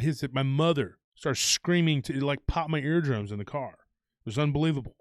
And he said that everybody was freaking out. And he said the spider just kind of turned onto the hood and was looking at him. And he said you could count every eye on this thing's head. He said it was looking right at him. And he said that it just kind of sprawled out onto the hood of the car. He said it was about halfway across the hood. I said, you're kidding me. He says, no, dude, it was bigger than a small dog. He said it was unbelievable, dude. He goes, if one of us kids was out there, that thing jumped on you, it would probably kill you. It could probably drink half your blood. It was unreal. So there was a spider. Now, the neighbors claimed that they had a spider they called a arachnia vampiro, like a vampire spider. And it would actually eat mammals, and it would even attack people and drink blood from you. And sometimes people would get bit in the middle of the night from this massive spider and not even know that they were getting bit. Now, when I talked to this entomologist, his name's Eduardo. I'm trying to get him on the show, okay? I want to get him on the show, but he's down in South America, and he's always out in the bush doing stuff, looking for these horrible creatures. He told me that he believes that there is a type of species, not just one type, but like a species that has many subspecies, subsets. Think of the African bird-eating spider. Now, he believes that they're almost like vampire bats, that they can actually bite you while you're sleeping, okay, cause paralysis, some of the species, and then other species of this same subset can bite you, and you don't even know that you're being bit. You could be wide awake, and they could be drinking your blood, just like a vampire bat. Vampire bat will go and bite the ankle of a cow, and it'll sit there, and it'll feast on it, and then fly away, and the cow doesn't even know. It doesn't even know it's been pricked. He believes that this is what these things do. Now, I'm not saying that this Costa Rican spider is, because I've talked to him about that. He's like, I don't know. I haven't been to Costa Rica to study that, but it could be a subset of this spider. The size, though, he didn't really jibe with. He said, I don't think it could be that big. He said larger than a dinner plate. It's about as big as he's seen. He's heard stories, though, of larger ones, bigger ones. Now they do have exoskeletons and they have to grow a certain way depending upon how much oxygen. They're not like reptiles and sharks where they can just grow infinitely depending on how big their environment is. Now what he said was, it is possible. Now, is it probable? I don't know, but he says it's possible with these things. He's seen some really amazing things, but this story gets weird. And I'll tell you why. Because when the thing was sitting on the hood of the car, okay, it didn't behave like a normal spider. He said that what it did was it began to move its like fangs or whatever, like up and down, like it was trying to talk. And he said, dude, we all saw this. and the eyes changed from all just being kind of black and shiny to blue. And then there were like the two eyes on the end. He said almost looked like they were aqua colored. He said it was so weird. He goes, it was like a light show, you know, of its eyes. And then it turned and jumped off. And I said, well, did you hear anything in your head? Did it say anything? Did it speak? You know, he says, no, it didn't speak. Nothing like that. He goes, but there was something that happened later on. Now, there again, you know, you're talking about a child and dreams, you know. And what happened was he went to bed that night and he had a dream about it because it was so horrific and terrifying. And he dreamed that he had fallen into this web. He went to the kitchen to get a glass of milk. He said it was almost like he was awake, but then he realized, oh, I'm dreaming, you know, and he turned around and he fell into this web, and the spider came down from the side of him and it began to talk to him. And it told him, I know all of your secrets. Now, as a little kid, he goes, I just started screaming and I woke up, and he goes, and I could have swore I saw a shadow crawling off of my bed, just a shadow. I couldn't make out what it was. And I flung my sheet like that, and I heard something like a thud hit the wall. He said, my mom came running in the room. His dad was like out of town or something. And she woke her up, and his dad had a job there. He was working there doing something. And she said, look, I'm not going to, you know, keep coming in here, because this was like the little girl had screamed earlier or something. And he said, you know, my sister had a nightmare, and then I had the nightmare, and it was totally different, two totally different things. But she's like, I'm not going to keep coming in here and dealing with this, you know, go to bed. And he's like, well, I think I saw that. So they turned the lights on, they searched everywhere, they looked in the closet, pulled stuff out, they had the broom ready, they were going to hit it, you know, whatever. Nothing. They never found it in that night. They didn't find it that night. Couple days later, they're eating lunch. They had like a caretaker person that would come over and make lunch for them or whatever, a babysitter or whatever. So she comes over, starts making lunch for them. They sit down at the table. His sister jumps up from the table and she's like, you know, something touched my leg. He looks under the table and he sees the same spider that had fallen onto the vehicle. Now, here's how he described it. He said it was hairy. It had like, you know, hair on it, like a tarantula, but it was grayish black. And he said it had these weird looking eyes. You could see the eyes, and the fangs were humongous. It had these humongous fangs, and it had these weird looking pincher things on the side of its mouth. And he said it was just the weirdest looking spider. It wasn't anything like a normal spider you would see. It was almost like a cartoon. And he said that it crawled underneath the table and then went over the top of the table, and then the babysitter and him and his sister all saw it and go across the table. So she threw like a bucket at it across the table. They all got up and ran, and then it took off and it was running down the hallway, and it turned right into his bedroom. So he's standing there at the end of the hallway, and he's like, dude, this thing, you know, he goes, it just ran into my bedroom. And I'm like, that's great. Oh my God. You know, so he was like, for 2 nights, I slept out in the living room. Well, one night when he was sleeping out in the living room, the second night, he stopped sleeping out there because he heard something moving or whatever. And they had a cat, but the cat disappeared. They don't know what happened to the cat. The cat disappeared. I can only imagine. And he said he sat up on the couch and he was looking around, and he thought he saw it going across the floor and then go out the door. Like there was like the glass was open part way. And he's like, how the heck did that happen? So he got up and he looked around, he looked out in the patio, didn't see anything. So he closed it, and he still doesn't know how the glass got open, the glass door or whatever. So he gets back in there and lays down. He said the rest of the night he doesn't go to sleep. He can't sleep. Finally, he goes back to his room to go to bed the third night. That night he wakes up, he feels something like moving on his chest. He wakes up and he's looking right at it. The thing is like right on his chest. He looks and it's right there. It is literally right there. Now this is where it gets even weirder. There was communication with this thing. This thing began to talk to him. And he said it didn't talk to him like I'm speaking to you. It didn't say words in my head. He said that the communication was through images. And he said that the images was of it biting him and his family in their neck and them all laying there dead like husks. And it was telling him to leave.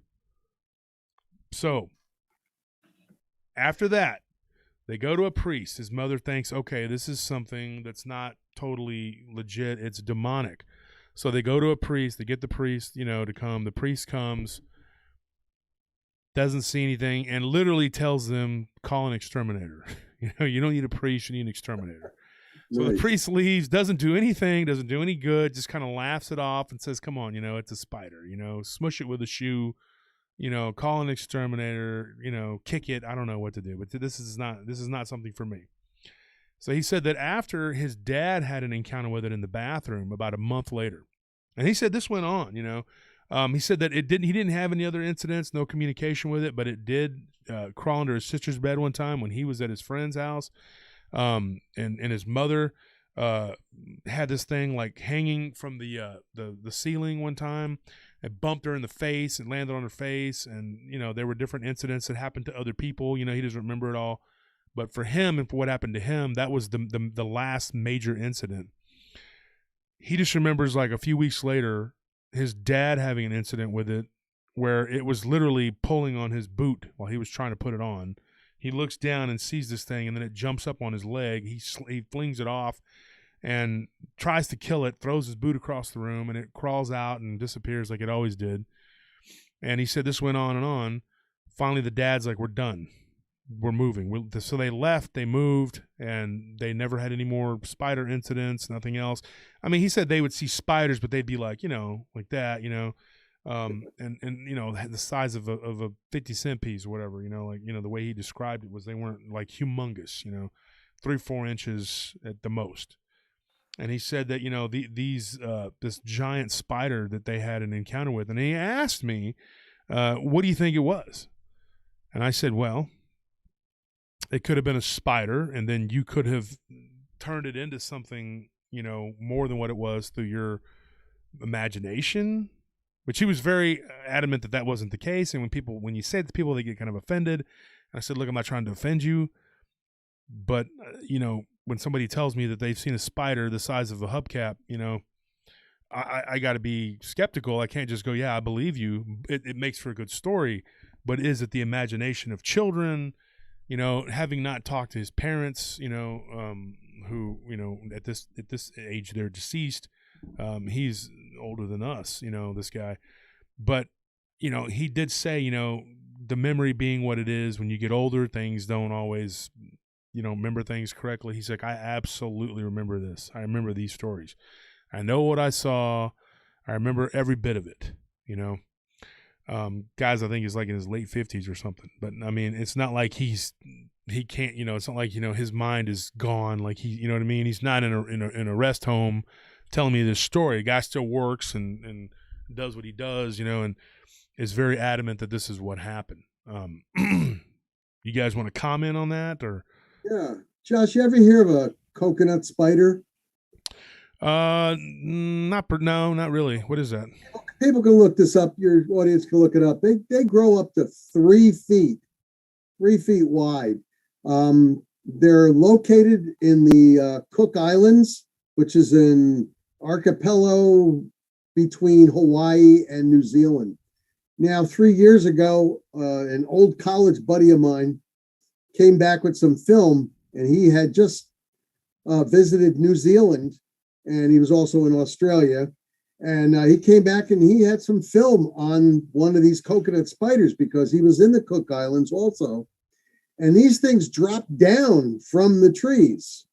And I'm just wondering, I mean, the story that the fellow told you that happened in Texas, maybe somebody brought one of these back and or more than one, and they multiplied because these things actually drop down. And if they hit you, they're pretty heavy. They're going to knock you out. And I mean, 3 feet. Anybody can look it up. It's a zoological animal. Well, I mean, this happened in Costa Rica, so it could have been an undiscovered species. Okay. Yeah, I wouldn't doubt it. I wouldn't doubt it because I saw film on this thing, and this thing is gigantic. I mean, 3 feet. These things are crazy, and they're real. They actually live. Just like a Komodo dragon. People wouldn't think, oh, there's no dragons or things like that, but man, those things are nasty looking too. Yeah. What do you think, Barton? That sounds creepy to me, but I'm not scared of spiders at all, Josh. So I have some here. have some here. This is what I use for spiders, to kill spiders. Last time I was on, some of your viewers wanted to see this, so I thought I'd let them see it tonight. This is Nightmare. But you have a bigger one though. It's more impressive than that one now, don't you? Yes. So I have another sword now. I haven't showed it to anyone yet, but it's called Midnight, and I use that for rats. So this is for spiders, and Midnight's for rats. What if it's just a spider you can step on? You gonna go grab the sword for it? Or Yeah, I'm just kidding. Take him out. Yeah. You ever seen that Clint Eastwood movie I think it's the second one. I think it was Any Which Way You Can. And the guy's like, "We're the Black Widows, feared throughout the land." And he's like, "Well, most people I know just step on them and squish them." His brother says that. Well, that's what I do, right? Philo Beto. He was a fighter, and his brother was just like, "Oh, really? Yeah, well, most people I know just squish them, you know." But I mean, we're talking about a children, you know, and this giant spider, and I'm not saying that what he went through wasn't something that was supernatural. What I did find out, though, this is interesting, and I wanted y'all's opinions before I put this out there. The house that they were renting did have paranormal activity. It wasn't like always there in your face type activity, but there was one time in particular that he remembers like seeing someone, what looked like a woman with a child in the bathroom, and he was half asleep. He'd gotten up to go to use the bath in the middle of the night. And when he opened the door, he heard a woman talking, kind of singing real softly. And she looked up, and there was a little kid, and he was in the tub, and the woman was sitting next to the tub and was like kind of moving her hands in the water, and they just kind of faded away. So there was paranormal activity that was going on in the house. Do you guys think that this spider could have been something supernatural, and that it or that it was just a giant spider that was there running around, and it's just a coincidence that there was supernatural activity going on? I know that the stories of the jinn, one of the forms that they like to take, there's two of them in particular, they like to take a snake and a spider. I read one time, and I can't remember where I read this at, it was in somebody's book, about these people that had some paranormal activity going on in their house, and they just got sick of it, so they went to go move.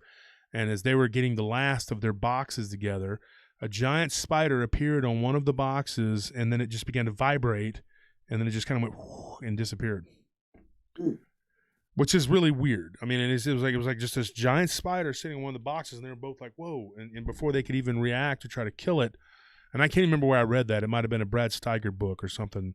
I used to voraciously read, his books, but I just remember that story of that spider, well, when this guy was telling me what happened to him as a child, of course, like I said, everything is scarier as a kid. I remember things being a lot more terrifying as a kid than when I got older and bigger, stronger, you're looking back going like, really, that's not really that scary, but to a child, and now I did ask him if there were any other, he said that was the only time he'd ever seen a full blown apparition, but that his sister and one of her little friends got really scared one night during a sleepover, and they were terrified because they saw somebody in the kitchen holding a knife, and it was like some really tall, skinny guy and whatever.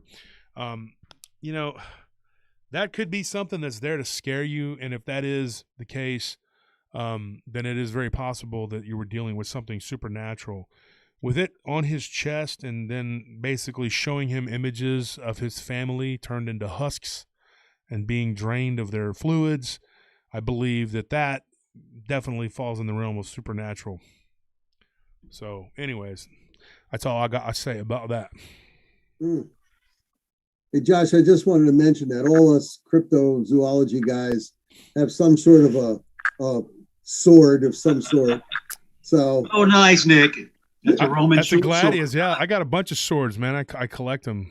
I don't show people anymore because some guy said that they look like they were all from QVC, and it hurt my feelings. Oh, man. Just in case, though, I get a big spider, I have what is that? Thor's hammer? What you got? Yeah. A Mjolnir? What? I got to work out with something, I use these to take care of spiders. That's what I use. No, but so anyways, I'm going to move on here to another story. and I'll let the audience decide here. We got Dogman. We got a really creepy Bigfoot story. Got a couple really good. We got 2 good Bigfoot stories, 2 good Dogman stories. We got a really creepy one from a haunting in a chocolate factory in Belgium. Thought that one was pretty cool. And then we got a Mexican prison possession story. This guy told me this one personally because I knew this guy. And, yep, we got a shadow story. We got a haunted doll story that I think is really, really creepy. What you guys want to hear, man? I mean, come on, guys. Talk about it in the chat. Let me know something here. Let's go. Come on. Let's go. Move it. Move it. Andale. Somebody said, aren't coconut spiders primarily coconut eaters? No, there are no spiders that eat fruit. I can promise you that. Spiders don't eat coconuts. They don't eat fruit. Maybe your head, if it looks like a coconut, might be eaten by them, but not... Yeah, somebody said Dogman, somebody said Bigfoot, and somebody said QVC is great. QVC, I've never ordered from QVC, but I'm sure it is.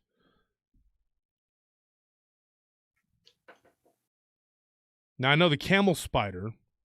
I've seen pictures of those. I mean, they're just nasty looking things from the Middle East.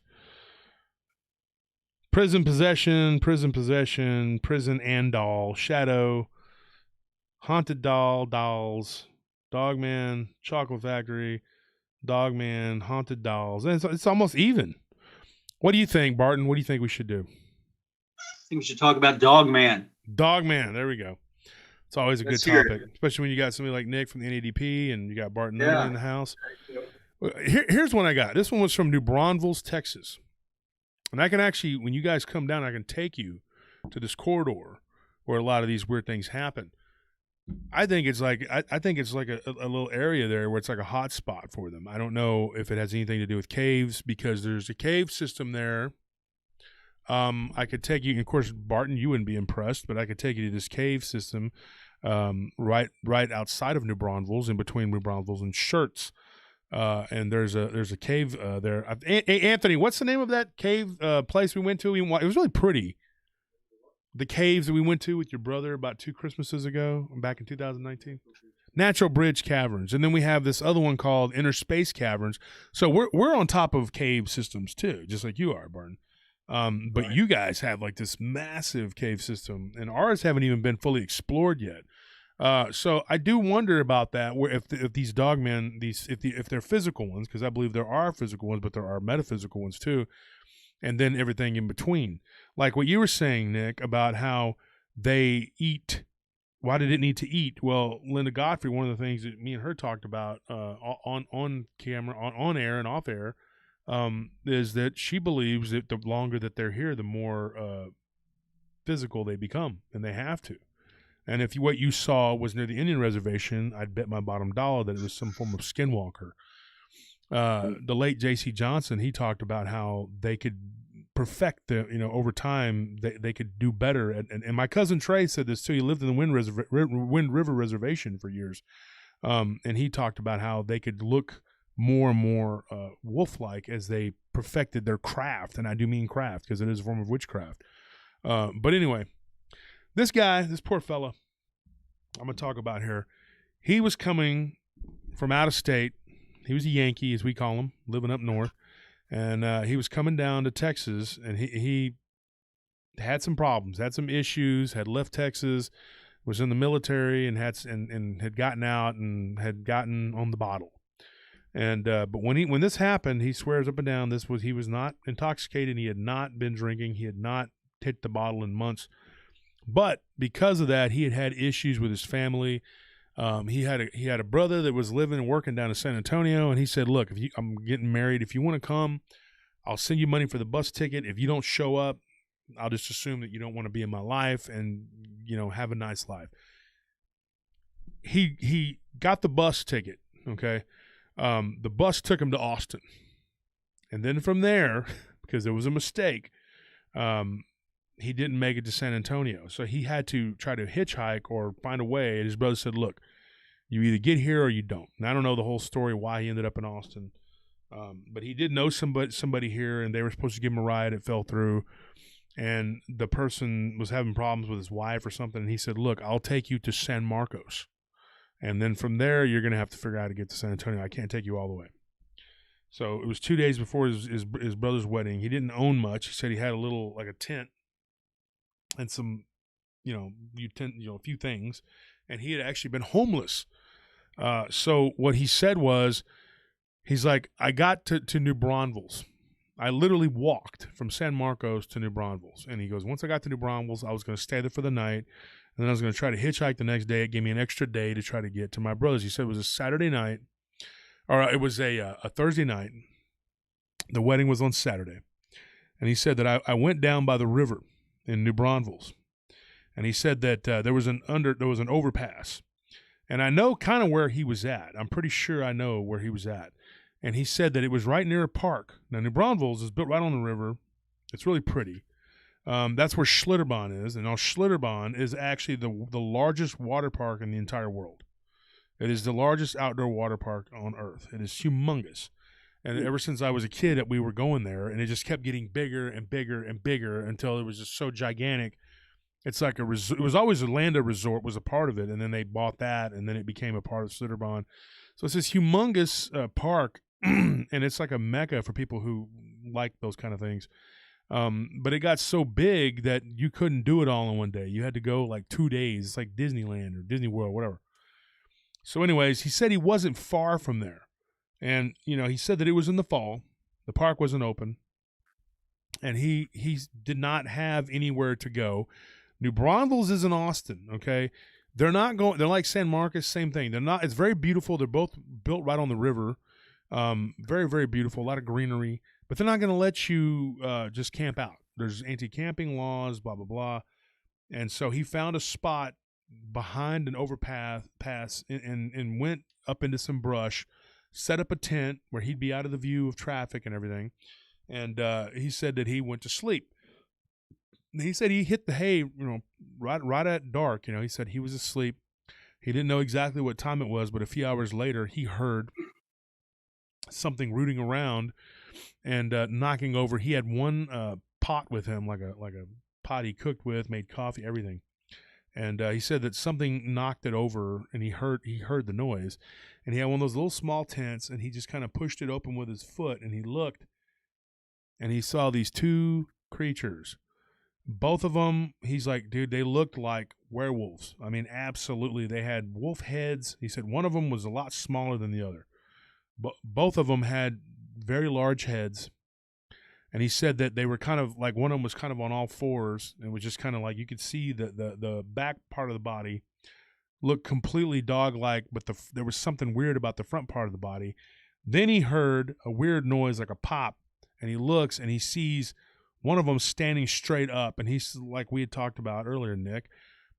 He said it was about 7 foot tall, and it was just humongous. And he said it turned and it looked, and he said it looked right at him. He said, and then it kind of scut down like it was staring to kind of, get a better vantage, and he was like just sitting in his tent. He's like, I was frozen, dude. He goes, there was nobody around. There's absolutely no one around that area where I was at.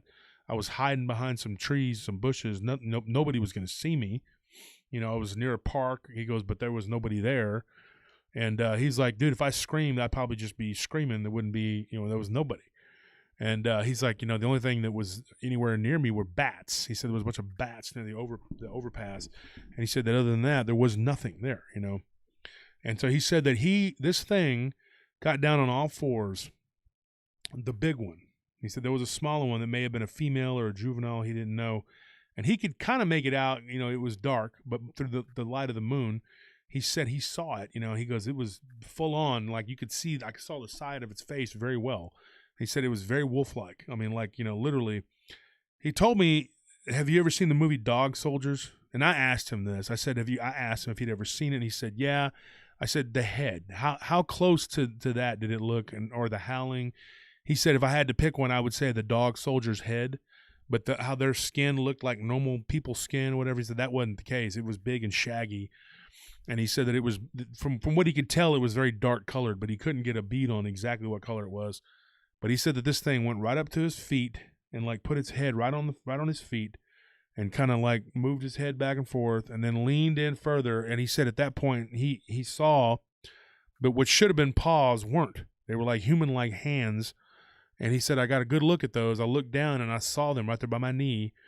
And he said that this thing leaned in and was like literally smelling him and moving its head back and forth. And he said its mouth was open. And he said that it was like it was debating about just taking a bite out of him. And he said he was laying there and he's like, I was absolutely frozen.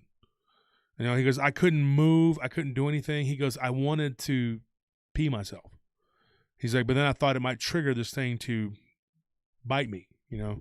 And I said, how long did it linger over top of you? You know, and he says, I don't know. He goes, man, it felt like an eternity, but it might have just been 30 seconds. I don't know. Time just kind of went out the window. And so while he's laying there and this thing is over the top of him, he said he accidentally, like for some reason, his leg like just kind of moved. And when it did, the thing's head like moved real quick, you know, and like kind of like was judging his leg. And then it looked back at him. And he said that he had the sheet. All he had was a sheet. He said it was like a thick sheet, whatever. Had it pulled up, you know, part way, and it was cold. He said I was very cold, and at that point I wasn't even feeling anything. I didn't feel the cold. I didn't feel anything at all. All I felt was like, you know, I was going to die.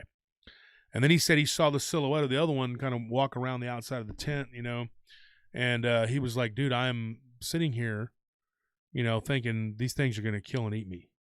And then the other one made kind of a noise, and the only thing he could describe it as was a guttural kind of growl. And then the bigger one kind of pulled itself out of the tent and just kind of like hopped and then stood up and then walked over to where the other one was at. And he said that they kind of made this guttural noises toward each other, and then they just both got down and took off. And they went toward the east. And so he just laid there for the rest of the night. He goes, I can't even tell you what time it was. I was scared to move, you know. He's like, the longest night of my life. He's like, I would have rather just died, you know, just died than sit there all night after that. He says one of the longest nights he'd ever spent ever doing anything. So, you know, he finally, daybreak comes, he gets the courage, you know, he starts hearing more cars moving around, and then he hears people at the park, and he finally crawls out and he looks around. Whatever it was gone, you know, and he grabs his stuff, puts it in his backpack, he goes to the interstate, he hitchhikes and gets a guy that actually gives him a ride to San Antonio. He said that when he told his brother just laughed at him like, oh, okay, you know, you were obviously drinking again. He's like, dude, I haven't drank in months. This was not me being an alcoholic. This really happened. Now, he did say that he stayed in San Antonio for about 2 years. He met a guy that lived near, it was from Kerrville. And I got a friend who actually lives in Kerrville, and he actually builds swords for a living, actually, and he sells them at the Renaissance festivals. And so, anyways, and then me and my brother had a good friend that lived there, and he was a curator of the museum there, of the Historical Society Museum, whatever, in Kerrville. And then he was from Finland originally, his family was, and he moved back. But he was a good friend of ours. So I've spent a little time in Kerrville, and they have a folk festival there every year. And it's a pretty neat town. But there are stories. Now, here's what's weird. If you go to Kerrville, I have had 2 stories that I got right outside of that area. On one side, you get the Bigfoot stories, and then on the other side, past Kerrville, going west, you get the Dogman stories. And he said that he met a guy who used to work on the railroads, and that he was literally, had the train had stopped and there was some kind of issues or whatever. And this is a story the guy told him, and they were out trying to get the train going, whatever, you know, whatever was wrong with it. There was something wrong. And he said that while they were messing with it, they were at the front train, the first train, trying to figure out what was going on. There were 3 guys there, and they heard howling coming from the distance, which sounded like something that was probably like a mile away. He said not even in 30 seconds, whatever it was like right there, and they could see it moving across the field, and there were 3 of them. And they were moving on all 4s, and he said they looked like a cross between a gorilla and a wolf. And he said that the lead one, which was in the middle, was the one that was the closest to them, stood up on its hind legs. And as the train was beginning to take off, like these things just stood there and kind of watched them, driving away, whatever. The train was moving. And the conductor, the guy that was the conductor, whatever, he told him, and he was a mechanic. Like, he was one of the people that would come and they would work on them or whatever. They would call him, whatever, to come work on the trains. I don't know how all that works. But anyways, the guy told him, he said, this isn't the first time I've seen something like that. He goes, we actually hit one of these things. He said it was just like running across. There were like 2 or 3 of them running across the tracks. And they were in West Texas. And they said they're out near Alpine. And this one of them just ran across and they just just ran right over it. And then he said that the other 2, 3, however many there were that were on the left, he said there were several on one side, then a couple on the other.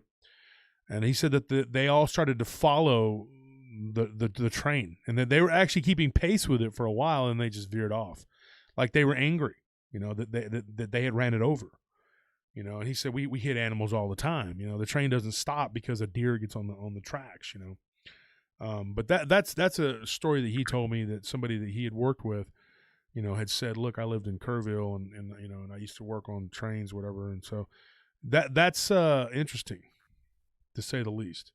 And so I saved those for the Halloween show. I don't know. You guys can give me your take on those or add to it, debunk it, whatever you want to do. I don't know. I think it's really interesting. It must be really interesting to work on a train like that, because like you say, the trains don't stop for anything.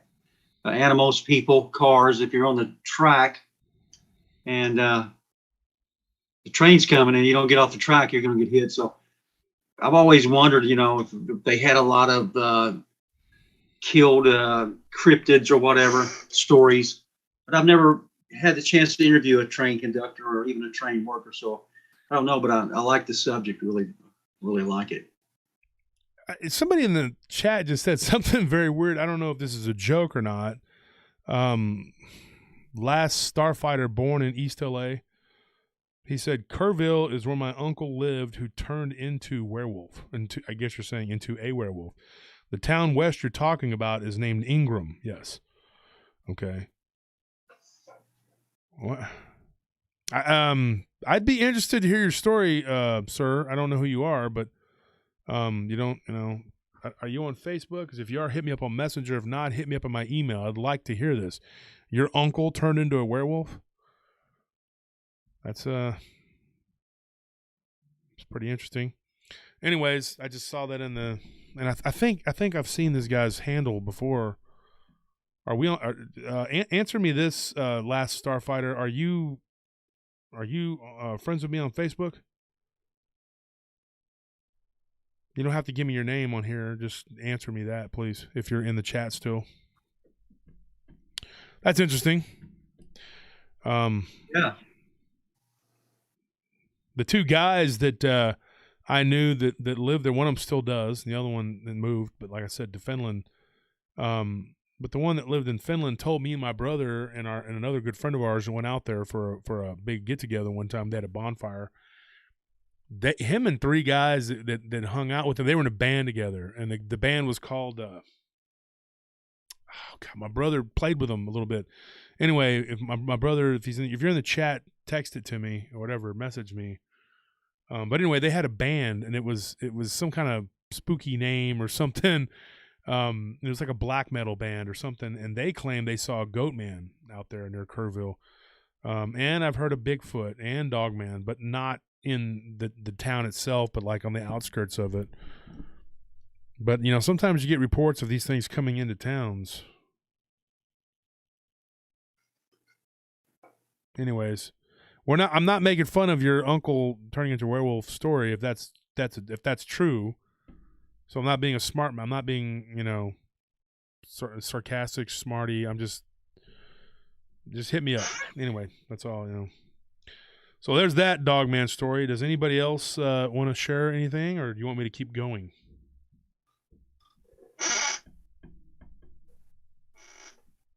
I think it's Barton's turn. Huh? I think it's Barton's turn. Barton, you want to tell something?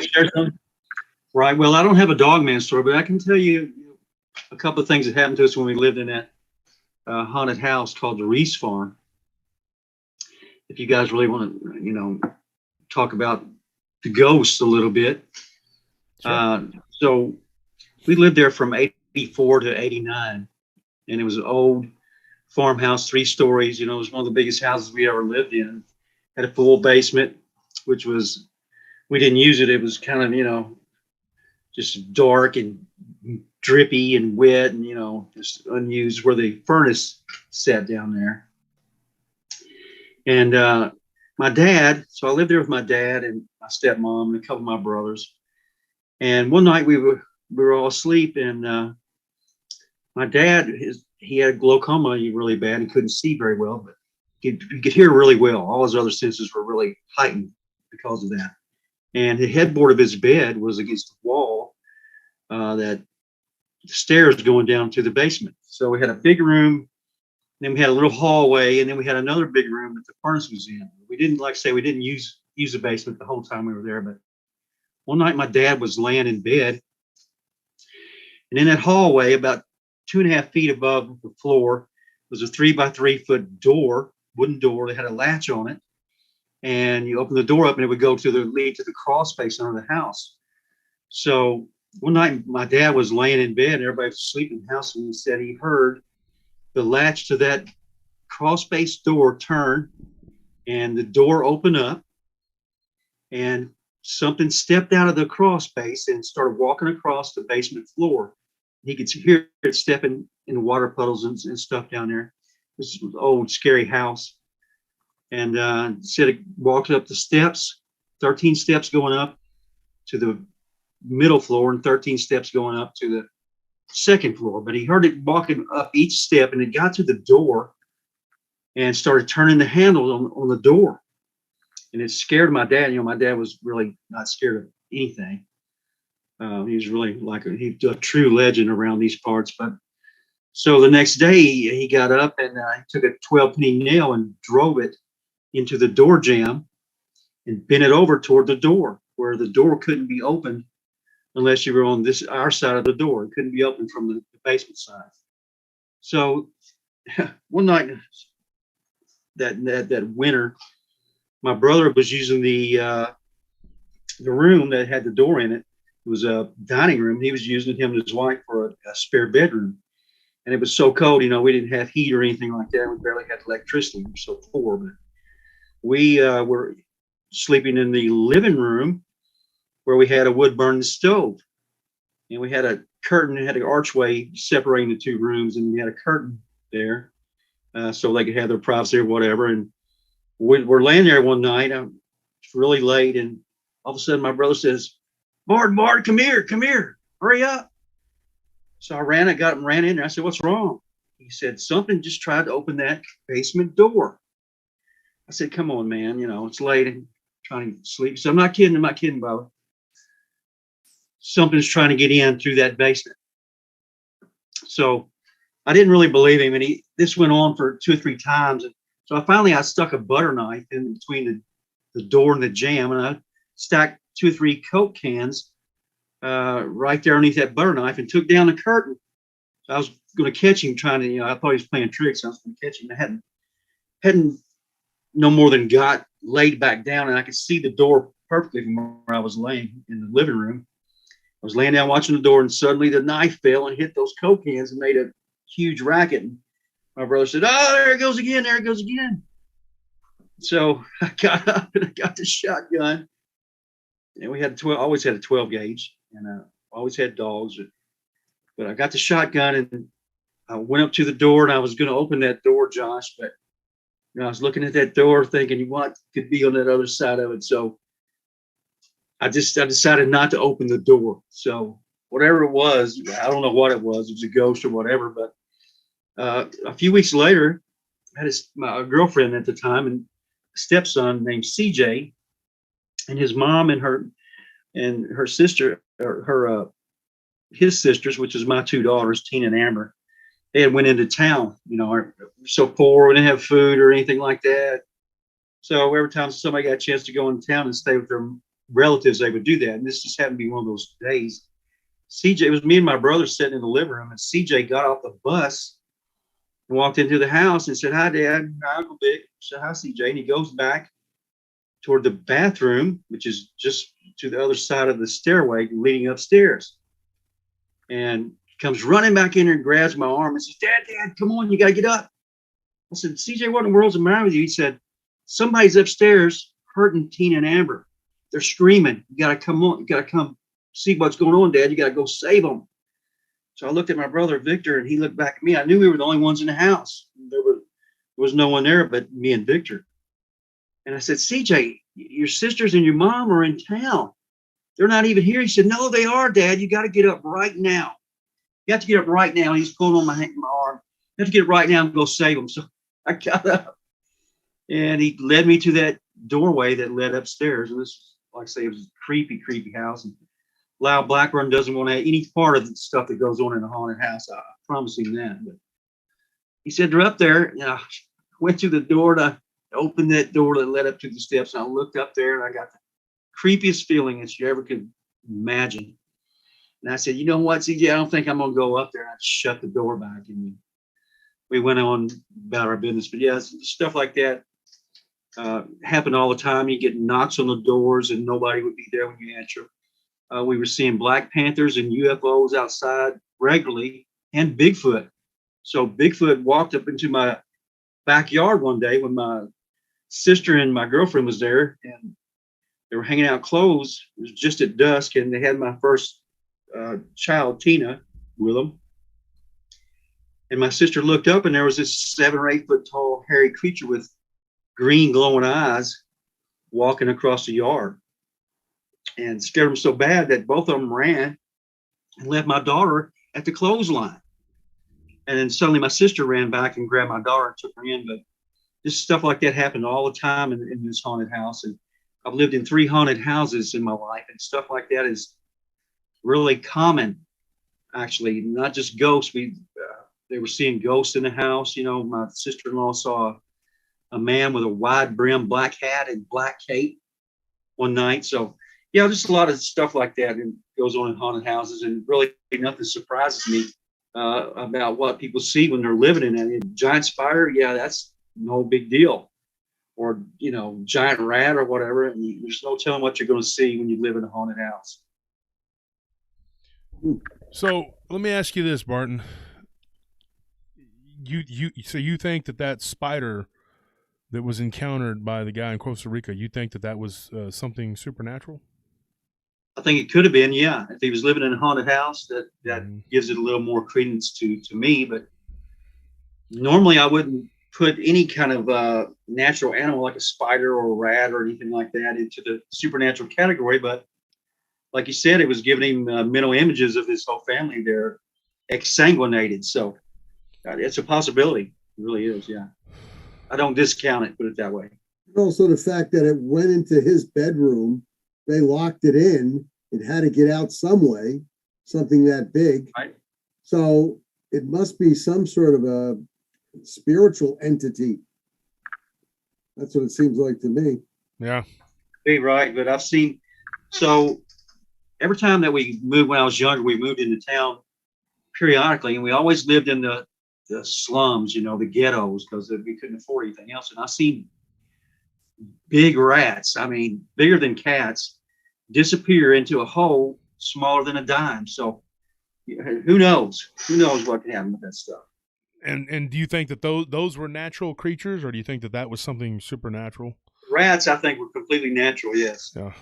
But they were huge. They were so big they could stand on their hind legs and drink out of the toilet. Oh my God. That's how big these rats were, yeah. And I saw one night. It was right in the corner looking at me. I was in the kitchen at the table writing, you know, and I just had to look over there, and it was this huge rat. It was probably 2 foot tall. Yeah. I'm like, oh my gosh. So I slowly reached down for my shoe, and I got my shoe slipped off. And as soon as I drew my arm back, well, it disappeared, and I threw the shoe. And of course, it didn't hit anything. But I went over to look, and it disappeared into this tiny hole. And it would seem like it would be no way that such a big body could fit through that hole, but their skeletons collapse backwards, so they can actually fit through tiny spaces like that. But yeah, I think that was natural. They have the same ability as a mouse has to Right. contort their bodies and shrink them and get through little tiny spaces. But it's no joke, Josh. When I was in Norway, we were near the docks, and they're called Norwegian wharf rats. These things were about 2.5 feet long. They were huge. And when they were crawling up on top of the docking seats and stuff that were near the wharf, I mean, these things did stand up on their hind legs and grab up, and they would get on top, and they would just keep climbing. I mean, they were absolutely huge. The biggest rat I ever were two different places. One was in Houston near the docks. It was on the docks. And then the other place, I was doing a security gig down there, and I thought I saw a dog. And the guy I was with was like, he's a Cuban dude. He goes, "No, man, that's a rat, man. Those are big rats." And I'm like, "Are you kidding me?" And he goes, "No, man, sometimes I shoot at them, man." I'm like, "Okay, no, this is ridiculous." Yeah. But, you know, they were paying me $48 an hour. So I was like, whatever. And, you know, that was years ago. But when I was a teenager, it was culture shock. I went to Chicago to visit relatives, and it was Southside Chicago. And I was walking down the street with some of my cousins, you know, in a Latino neighborhood. And I thought I saw once, you know, this is the first time I'd ever been around something that big as far as a rodent, you know, and I saw this thing go across the road. I was like, what the heck is that? And, you know, and it looked like a capybara, you know, one of those, you know, which I actually saw one of those years later, you know, like in real life. But I mean, it was like that's what I could, when I saw the capybara, I was like, I've seen one of those, but it was a rat, you know, and I was telling my wife that there's a little zoo out here, you know, that you can go right up to them too, you know, and I told my wife, I said, I saw a rat that big. It was just unbelievable, and they would just throw rocks at them, dude. And I'm just like, dude, this is crazy. I'm like, they don't get in the house, do they? And they're like, no, you know. But yeah, outside running around the street, that's crazy. Let me do the giveaway real quick. We got Warwolf, who was picked by D, my brother. Diablo picked you, and Scorpion has picked Pervy Sage. So yeah. So that's those. Y'all two have won the giveaway, and I'm gonna show you what you won. It's a really cool thing here. Do I just plug this in, Anthony? How do I do this? You had it earlier a minute ago. Okay, so we got to plug it in and show everybody what this does. Woo, it's bright, but it changes color, and it's the PRT logo. And let me know which logo you want. We have both of them. This is the one with the little UFO, the Dogman, the zombie, and the Bigfoot on there, and they change color. They can be any color. I don't know how to get it out of the camera to where it will look like anything. But Is that, Josh, a desk lamp or? yeah, it looks like that. Oh, cool. Nice. So I had those made. A buddy of mine at the mall, right next door to where I get my caps made. This is the cap that we got made, the 47s. But anyway, I think you got one similar to mine, but it's not a fitted one. Barton got one of the low pros. Yeah, those are neat hats. Nice hat. Thanks a lot for that, Josh. Yeah, and then you got the Halloween orange on there, and then you know your wife and Gabby got the pink. Right. Let me know if you want one, Nick. I'll send you a hat. And I'm about to get an order in for some PRT hoodies. They're well made. I've had one for about 3 years now and whatever, and I wear it all the time when it gets cold. But we now, if you go to the PRT store, and I'm not plugging merchandise here, I like it that people can. I like it that people can wear it because it's, you know, it promotes the show.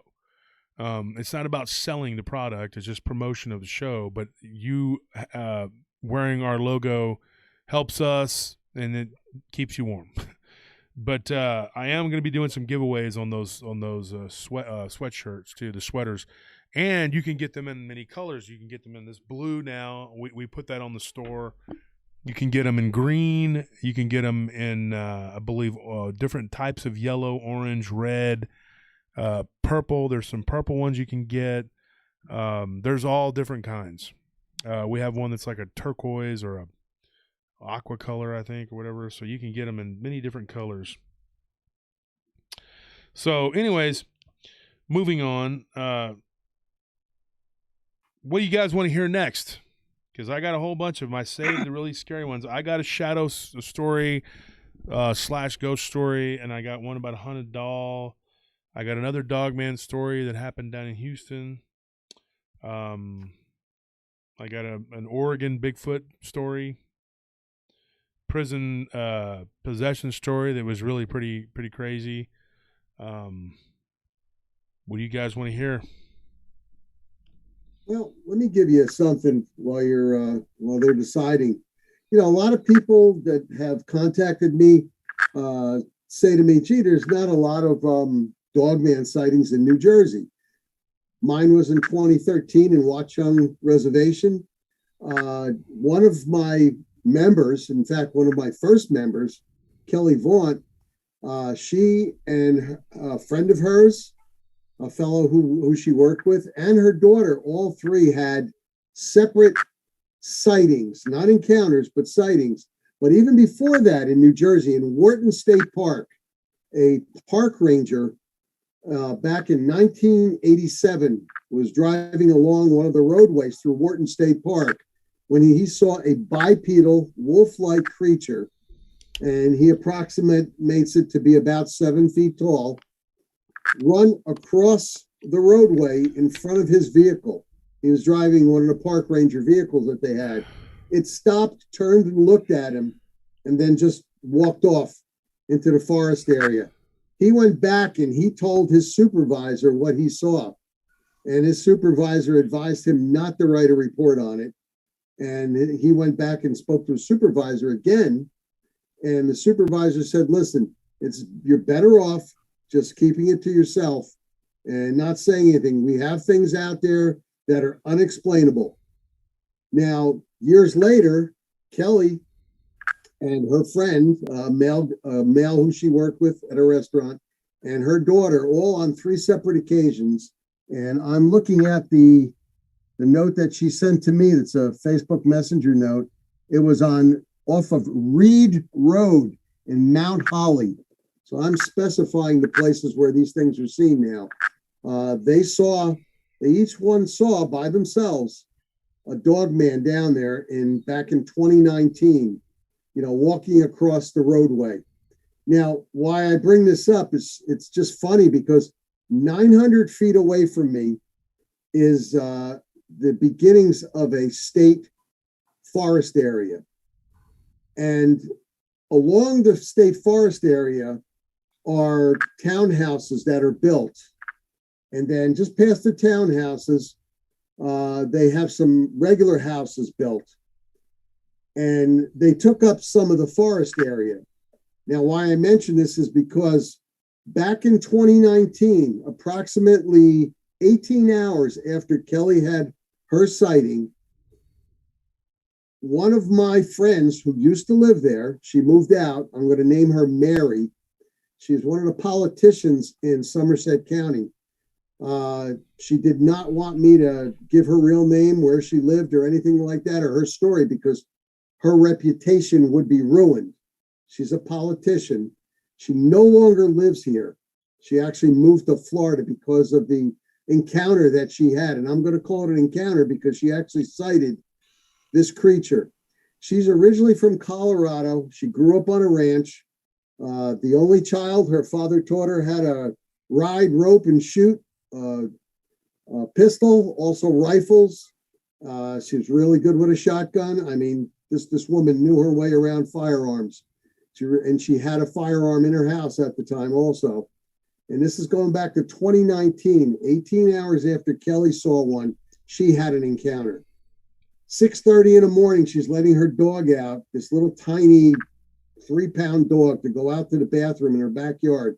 Her backyard butts up against the forest area, which is a state forest area. The dog is running away from her to go do its business and comes running right back just as fast and goes right into the house. And she's going, "Where you going? Where you going?" She looks up and she hears a throaty growl, and she sees about 50 feet away from her the face, a wolf-like face, right near a tree. She picks up her cell phone, not to take a picture, but to flash it, because she figures she might try to, distract it while she's running towards the house.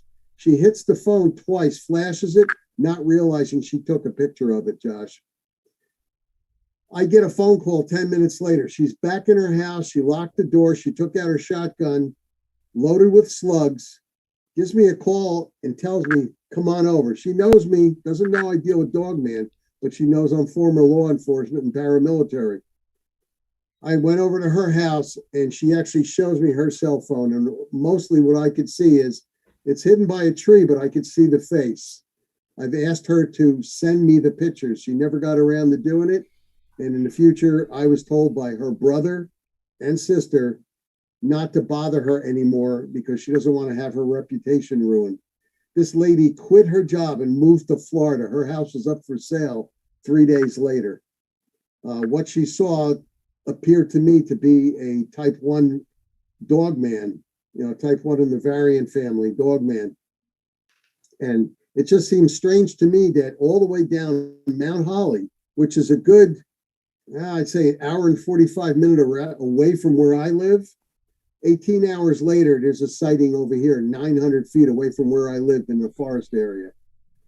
And it just goes to show you, what a lot of the reports I get, people will tell me a story, but they do not want to be, they don't want their names to come out or where they live for fear of being ridiculed, that they might lose their job. Yeah, it's typical.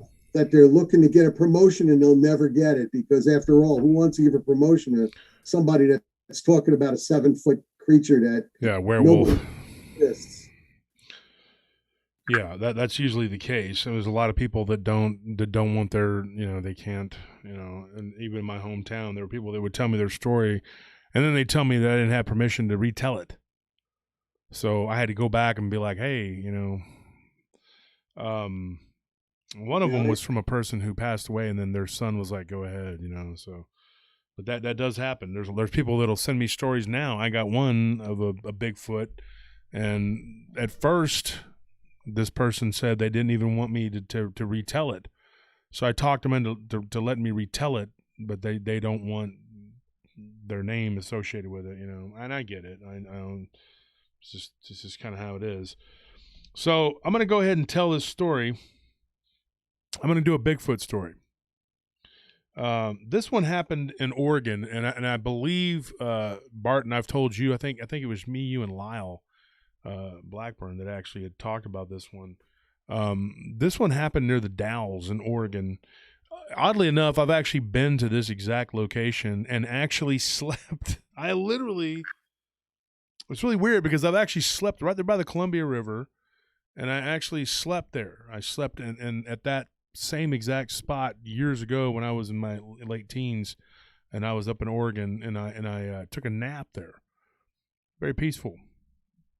Nothing happened. But this guy actually, something did happen. He pulled in his truck. He was really tired. He had been driving, and he wasn't driving like a. What was that? Oh, I don't know what the heck that was. So anyway, we've had weird stuff happen in the studio. So I thought that's what that was. Thought was some weird going on. I'm like, okay, here we go. But yeah. So anyway, he was driving a regular truck, like a big truck, but not a semi or anything. And so he pulled into the rest stop area, and rolled the windows down. He said it was nice and cool. But it wasn't winter or anything like that, and it was like it was September. He said, I think he said it was toward the end of summer, but it was cool in the evening, right there by the river, and the Columbia literally divides Oregon from Washington from one side to the other. Like you're on the one side, and then you go across the river, and people have literally seen Bigfoot swimming across the river from one side to the other. I've had people tell me they've seen this. Somebody gave me a real good description of one. I mean, it wasn't anything spectacular. They just were on a boat and they saw it. That was it. I mean, and there wasn't much more to it. It looked like a Chewbacca, he said, going across the river. But anyway, this guy, he falls asleep. He said he woke up to something grabbing him by his face. And he said that it was a nasty stench that was coming off of it. And he opened his eyes and he felt this, something pressure on his face. And he didn't know what it was. And for a split second, he thought maybe it was a spider. And then he realized, like, dude, this is like something. He could see it, like literally through the fingers of this thing. It was a hand. He could see this, humanoidal face. The face didn't have hair on it, but it looked very like a prehistoric human, like you would see like a caveman looking thing. But he said it had hair, fur all over its body, other than right there on the face, and it was like all the way up the sides of its face. There was hair, and he said that it had a very, very flattened nose, very wide nose, a pronounced brow ridge, and he said that this thing had big old teeth. Now he said that it had canines, not overly large canines, but you could see sharp-looking canines. And he said that it was baring its teeth. And he said that it had a hand. One hand was on the window sill, and the other hand of the driver's side window. The other hand was on his head. And he said that it was squeezing his head. And he said his head felt like it was going to pop. And he said that it began to pull him out of his vehicle. With one hand, it was pulling him from the vehicle. And he said, I'll never forget this. He goes, dude, this is like back before, you could just grab a cell phone. He goes, some people had cell phones. Most people didn't. He said it was like years ago, And he said that one of its fingers went into his eye socket, like literally, like right here, like cutting open on the right eye. He said it stuck through, and you could feel his finger going over the top of his eyeball, and it cut his eyelid open. And he said that, he goes, I got a scar from this. And so anyways, he said, dude, this thing began to pull me out of my vehicle. And he said, as I looked to my left, like it shook him and kind of turned him. And he said, I thought it was going to break my neck. And, and he said that it was pulling on the door, and the door was starting to come off, it was starting to open. And he said that his neck got, like it stretched his neck out and had his body like halfway out. And he thought this thing's probably going to open its mouth and bite my head. I asked him, I said, why did you think that? He said, because it was moving its head toward mine, and I could feel like its breath on the back of my skull. And he said that there was another one that was very similar to it. Now, this was a reddish brown creature. He said it was reddish brown. He did manage to get away from it, but obviously because he'd be dead if he didn't. There was another one. He said it was a tall, thin one that was like kind of just there, and it was like kind of just watching, And as this thing began to pull him out of his truck, he got about halfway out, and he shined the flashlight in its eyes, and it startled it enough to where it got off of him. And he said that, I went back and I got more detail from the guy to try to, as much as I could anyway. And one of the things he said was that the smell was so overpowering. It smelled like feces, and like you were saying, Nick, earlier about blood. He said it smelled like blood, urine, feces, and just bad body odor all mixed into one, like garbage, And he said that he could smell the breath, and it just smelled like rotted flesh and death. And he said the thing's just huge. It is a humongous hand. And he said that it got me partway out, and I managed to shine the light on it, and it backed it up or whatever. And I slid kind of back into my truck. He goes, and then I tried to roll the window up. And he's like, and when I did, it just bam, busted the window, was like just partway up, and broke it, smashed it, whatever. And went back in and starting to grab him, and he turned the truck on and managed to pull out, and it, like when it did, the thing's arm was in the window, okay, and it like hit the arm pretty hard, and it kind of yanked it back, and then when it did, it flung its arm forward again and managed to push the side of the hood. And he said his truck kind of came up like that, boom, and he backed out, and he pulled out, and he drove out onto the highway going the wrong way. And he said that he was going down the highway, going the wrong way for about a mile or two. Then he finally got his bearings and realized, dude, there's a car coming in my lane. Wait a minute, I'm going, the wrong way. I'm heading east down, this highway, and this vehicle's coming towards me. I'm about to be in a head-on collision. Then he got over and realized what the heck was going on, But that was a crazy story. And I mean, I've had that one for a while, and I thought that one was a very terrifying story. Also, considering that I've actually stayed there and slept there, I thought, dude, It could have been me. I mean, I could have been, because I would do the same thing sometimes. When I was, depending on how tired I was, I've pulled over at rest stops and slept, and and rolled my windows down and stuff like that, and thought, this is, just gonna enjoy the night air. Who's gonna attack me? I'm a big guy. This thing. And I said, how much do you weigh? How tall are you? He's 6'2" and he weighs about 260. At the time that this happened. So this thing was pulling him out of his vehicle with one hand. Like it was nothing.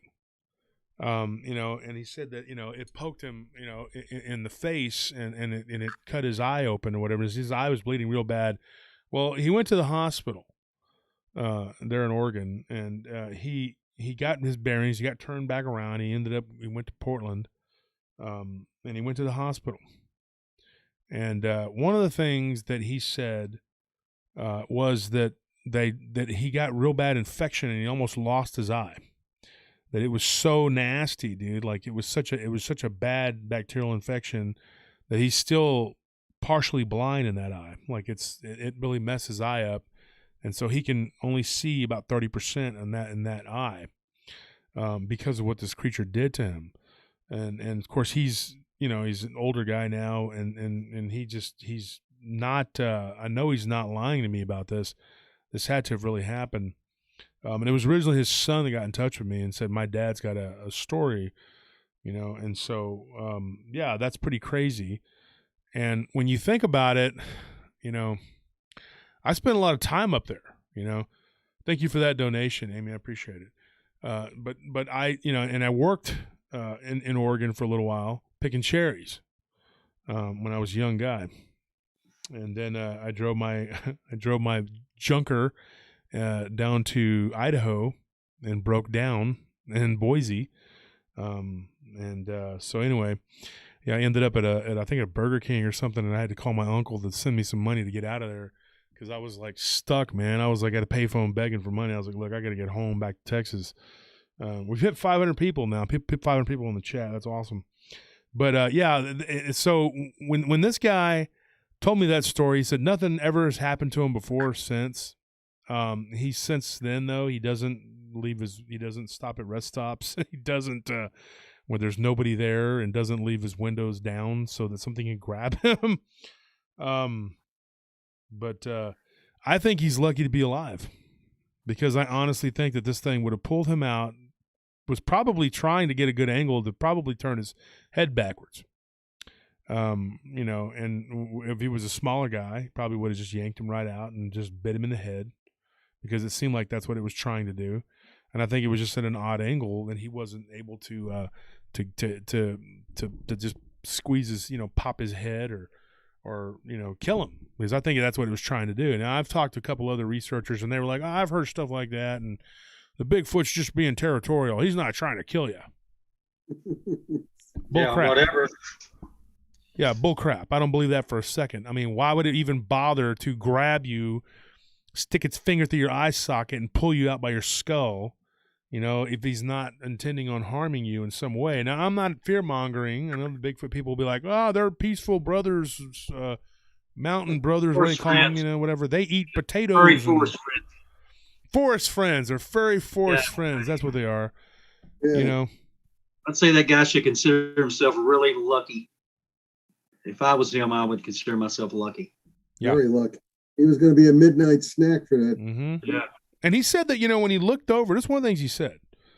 He said that when he looked over and he saw the other one standing there, he said that he thought this is a teachable moment. That this thing was teaching that younger one, like, this is to eat. This is what you eat. And, I thought about that, and I thought, that's the impression that he got, that the other one was learning from it. Like he was watching it thinking, do they eat people? Obviously that one does. I mean, that species. The funny thing is, though, the way he described the face, and I've talked to Lyle Blackburn about this, the face of it, the way the hair kind of came down and everything, it was almost like, it kind of reminded me of the beast of Boggy Creek. But I think that it's not the same type of creature. I think that creature with the 3 toes and all that, I think it's a distinctly different species of whatever. I think that these Bigfoot up there in the Northwest, they may all have a common ancestor or something. I don't know what they are. The ones in the Northwest, though, do tend to get very, very large. He said this one was probably 8-9 feet, in between 8 and 9 feet. I mean, it had to be. He said, I was like, I was looking up at this thing, it was like it was pulling me out, and then it was leaned down to do what it was doing. I honestly think that he encountered your stereotypical average Bigfoot, just I think that's what it was. There was a Northwestern version of it that we've heard a lot about. Now I had a woman, and I've said this on my show multiple times. I know people get tired of hearing it, but she was driving to Olympia. Her daughter went to college there in Olympia, and then later on, her daughter saw a Bigfoot. But the mom, and I think it was her sister, which would have been her daughter's aunt, because later on her daughter had an encounter. This thing ran across the road. The lights could see through it, like it was, and I just think that's so fascinating. And she had reached out to a very famous Bigfooter, and he basically told her that, ma'am, what you saw was not a Bigfoot. Bigfoot or not, they don't, you can't, your high beams won't go through it. Okay. It's not going to be invisible. It's not going to be see-through. It's a flesh and blood creature. She must have talked to an expert, Josh. Yeah, she talked. She did. Yeah. She talked to an expert, and his buddy, his little buddy, also told one of my witnesses, that they're not going to hurt you. Let your kids go out there and play and just have a good time. Have them some cranberries and whatever craisins. They like craisins. Crazy. And I'm going like, yeah, right, okay. But yeah, that reminds me though. I mean, so. Even though it's in the Northwest, you don't get a lot of stories about them like disappearing and things like that in the Northwest corridor. I do believe that the one thing that this guy had and he encountered was flesh and blood. But I think what those ladies encountered on the road to Olympia, I think it was spiritual, or it was, some people said it was cloaking, but they were like, look, we could see right through it, and then it just faded away. And you get all these arguments back and forth, whether it's a flesh and blood or if it's a cloak or what it's trying to do. I don't know what it's trying to do. I just know that they'll kill you. And I really believe that. And I'm telling you right now, I think it's very unhealthy for people to believe that these things are our brothers or our friends or whatever. And if you do feed them and they are a wild animal, that's still a bad idea, because feeding any type of wild animal, it can become habituated and become used to you feeding it. And then what happens when you don't feed it? Something bad can happen to you. But anyway, moving on from that, I'm going to jump into this one. This one happened in Mexico, in Monterrey. And a buddy of mine went to jail in Mexico for something very stupid. But he worked for me for a few years, and he was always a very angry young guy. Let's put it that way. And I say young guy, he's a couple years older than me, but he was young when this happened. He was 23. I was 21. And I met him the year after this happened, and he swore up and down that this really happened. He was always talking about this incident. And me and Loki and my friend Pete that came on the show the other day, and we all know him. My brother, Scorpion D, y'all all know who he is. Anyway, he did some time in Mexico. He did something sort of minor. The federales picked him up. Then he gets put in jail, and then he beats up a federale, which was the worst thing he could have done. He's lucky he didn't die. They beat him to a pulp and then stuck him in there, and then he was in there for 2 years or whatever when he was like, I think, 21 to 23 or whatever. So it happened when he was 21. So anyway, he gets locked up. He gets out the next year. That's when I meet him, and he told me all this whole story about, hey, I just got back in the States, and I have a record in Mexico. Does that affect me from getting a job? I'm like, dude, this is a nightclub. Most of our people that work here are gone. So, it was like, whatever, dude. I don't give a crap about your record in Mexico. So anyway, one day we got around to it, and me and my buddy Chad, we started talking to him, and I said, hey, what did you do? What happened? So he told us a story. And he said that when he was in prison in Mexico, they stuck him in a cell with like a bunch of other people. Like here, and there's all kinds of different prisons here in America where, they have some where you'll be with like people in bunks, and then some you'll be in a cell by yourself. and then some you'll be with, one guy or maybe two guys, and they have pods, and it depends on whether you're in a county jail, which can sometimes be just as bad, if not worse, than the prison, system. And then you have prisons, and then you have some that are like farms, like Sugarland, down Houston, it's real bad. And then you have the Turo unit, which people are always getting killed up there near Dallas. So prisons are bad, we know that. But this one was really bad. He said there was a lot of bad stuff there, a lot of bad people there. And he said that one of the things people would do to protect themselves was practice witchcraft. And they had brujos there, like witches, like warlocks, I guess we would call them, males. And they would tell, if you want protection, I can give you protection. And there was just one guy that was always causing problems. And he was a big, tough guy, and he was always attacking and beating up people and whatever. And so there was this one little skinny guy they named Flaco. And Flaco basically told him, look, I can make a deal with the devil, and I can, what he called the devil, whatever. And he said that, give me some blood and, round up a few items, the guy's hair, whatever, and get that guy's blood, and do this and do that, all these little things you had to get, And so it was a tall order. He goes, how do I get close to this guy to get his blood, whatever? And he said, well, there's a thing you can put in his drink. And if he's not looking, it'll knock him out, and he'll go back to his, his spot, and he'll go to sleep. And they were in these 20-man cells. And he said there was about 20 guys in there. Typically there were 24, but there were 4 people that had been discharged, whatever. So there were 20 people. The guy told him, he told my friend, he goes, I'm going to make sure that this guy goes down. The guy that was the big bully, that had all these problems or whatever, he had done something to offend this dude. He had taken his food or something, and I don't remember the whole story. And everybody else just took it and was like, oh, we just got to accept it. This guy can beat everybody up, so we're just going to – he was just a mean guy. And so anyway, this guy went to the brujo. He told him what to do. He put the stuff into his drink. The guy drank it, went and passed out. And he went and he took some of his blood, got some of his hair, did whatever he had to do. Literally 2 days later, there's a bunch of them there, and they're playing dominoes. This guy stands up, starts saying that he doesn't feel good, okay? Starts to grab his throat, starts to feel like he's about to go unconscious. It looks like he's about to go unconscious. It's like he turned pale. He was a darker skinned guy, but he turned pale. And he said, then he starts to choke, like he can't breathe. And he's like, his chest, okay, this is what he told us. He said his chest was heaving, like up and down. He said it looked like something was going to burst out of his chest, dude. He said it was so weird. And he said that the hair on his arms just stood straight out. And this guy had like hair, And he said that the guy's arms like were moving, like pulsating back and forth. And the dude's head was like bobbing back and forth. And the guy started making all kinds of weird noises. He said it sounded like he was a chicken. And then he sounded like he was a freaking gorilla.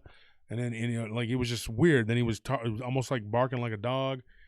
Anyways, the guy fell backwards and was like spread out, with his arms out up against the wall, and was trying to hold his balance. And then all of a sudden it was like boom, something like a switch went off, and the guy's eyes just kind of rolled back in his head, like, He said then it was like something had literally was holding him up on the wall. His legs were bent, like his knees were bent, and his feet were up on the wall. He said, dude, he was literally stuck to the wall. Like literally up and down, stuck to the wall, about 1.5 feet off the wall. He's like, his feet were, he goes, they were up on the wall. There was nowhere for them to rest. Like, it wasn't like he was holding himself up like there was some kind of, something sticking out of the wall. No, he was just flat up against the wall. And he said his head was thrown back, and he said that his mouth opened up and his tongue came out like real far. And he said there was blood on the bottom of his, under his tongue that was pouring out of his mouth. I can only imagine maybe his tongue had been ripped, that little thing below it, and then his tongue was kind of hanging out and blood was coming out of the guy's nose. And he said the guy's eyes rolled back in his head, and he started to just go, like this. And he said it went on for like, a couple minutes. Well, he said that the guards came up and they were like, hey, asking him what's going on, ¿Qué tienes? And telling him, Cátela, woke up, pendejo, shut up, that's what he means, siéntate, échate, sit down, and they saw this guy. They were like, I was going to say a bad word in Spanish, but they were like, chingala, what the heck is going on here? So they backed up and they just like left. They just left. And he goes, everybody's screaming like, help, help, like, come on, man. And the guards just said to hell with this. And they walked off and just left them all there with this guy who was, literally, I guess you would call it levitation, but he was like up against the wall. And he said that his arms started to bend, like your arms like this, and they started to go like that, like pop the bottoms of them, we're all the way from the wrists all the way up. We're contorting, and then you heard like a snapping, crunching, popping noise, and you could see his arms go like that on both sides. And he said that the guy's head went back, and then it turned like slowly to the left until it like you heard a pop, and his head was like almost all the way around. And he's like, I knew at that point his neck was broken, and that the guy's tongue was kind of moving up and down. And I think he said he before that, he said something happened to the guy's tongue. Like the guy started speaking, but it was like the tongue was flopping around, and then he just bit down on it, and the tongue fell onto the ground and was just flopping around by itself. Oh, wow. So he told us this story. Now he told me, and I think like 6, 7, 8 of my guys from the old days. We all heard this story. It was what he swore up and down, and he told that story at a couple parties. I'd be like, tell that story, So he told that story, and we all heard it. And he goes, dude, I've never. He goes, and then he worked at the club with us, and he had some weird stuff there that happened one time. He would come in and clean in the afternoon, and we had a few weird things happen when he was there. But he was like, that's nothing, dude. He goes, I saw a guy literally just fall apart inside of a Mexican prison, So, when he told me that story, I could see why the little bit of stuff that was going on there wasn't nothing. And then he stayed a couple weeks with us at our house, and he saw some weird stuff. Like some stuff happened to him too. And, but I mean, when you see something like that, seeing stuff in the mirror is small potatoes, dude. I mean, But he was very adamant that this is what really happened. And then he said the guy just went limp. And then he said that like the ground kind of vibrated, He didn't say it was like, shaking like earthquake or anything, but it kind of vibrated and then it stopped. And he said that he looks over and the guy that was the brujo, he was in the corner and he was like, like this, just kind of leaned down with his eyes closed. He had his thumbs pressed together like that. And his eyes were rolled back in his head. And then the guy just got up and kind of stretched, like everything was, and then he went up and, went to the comal, which is like this little thing they make tortillas on, and started cooking like it was nothing. And the guy just laid there in a pool of blood and died.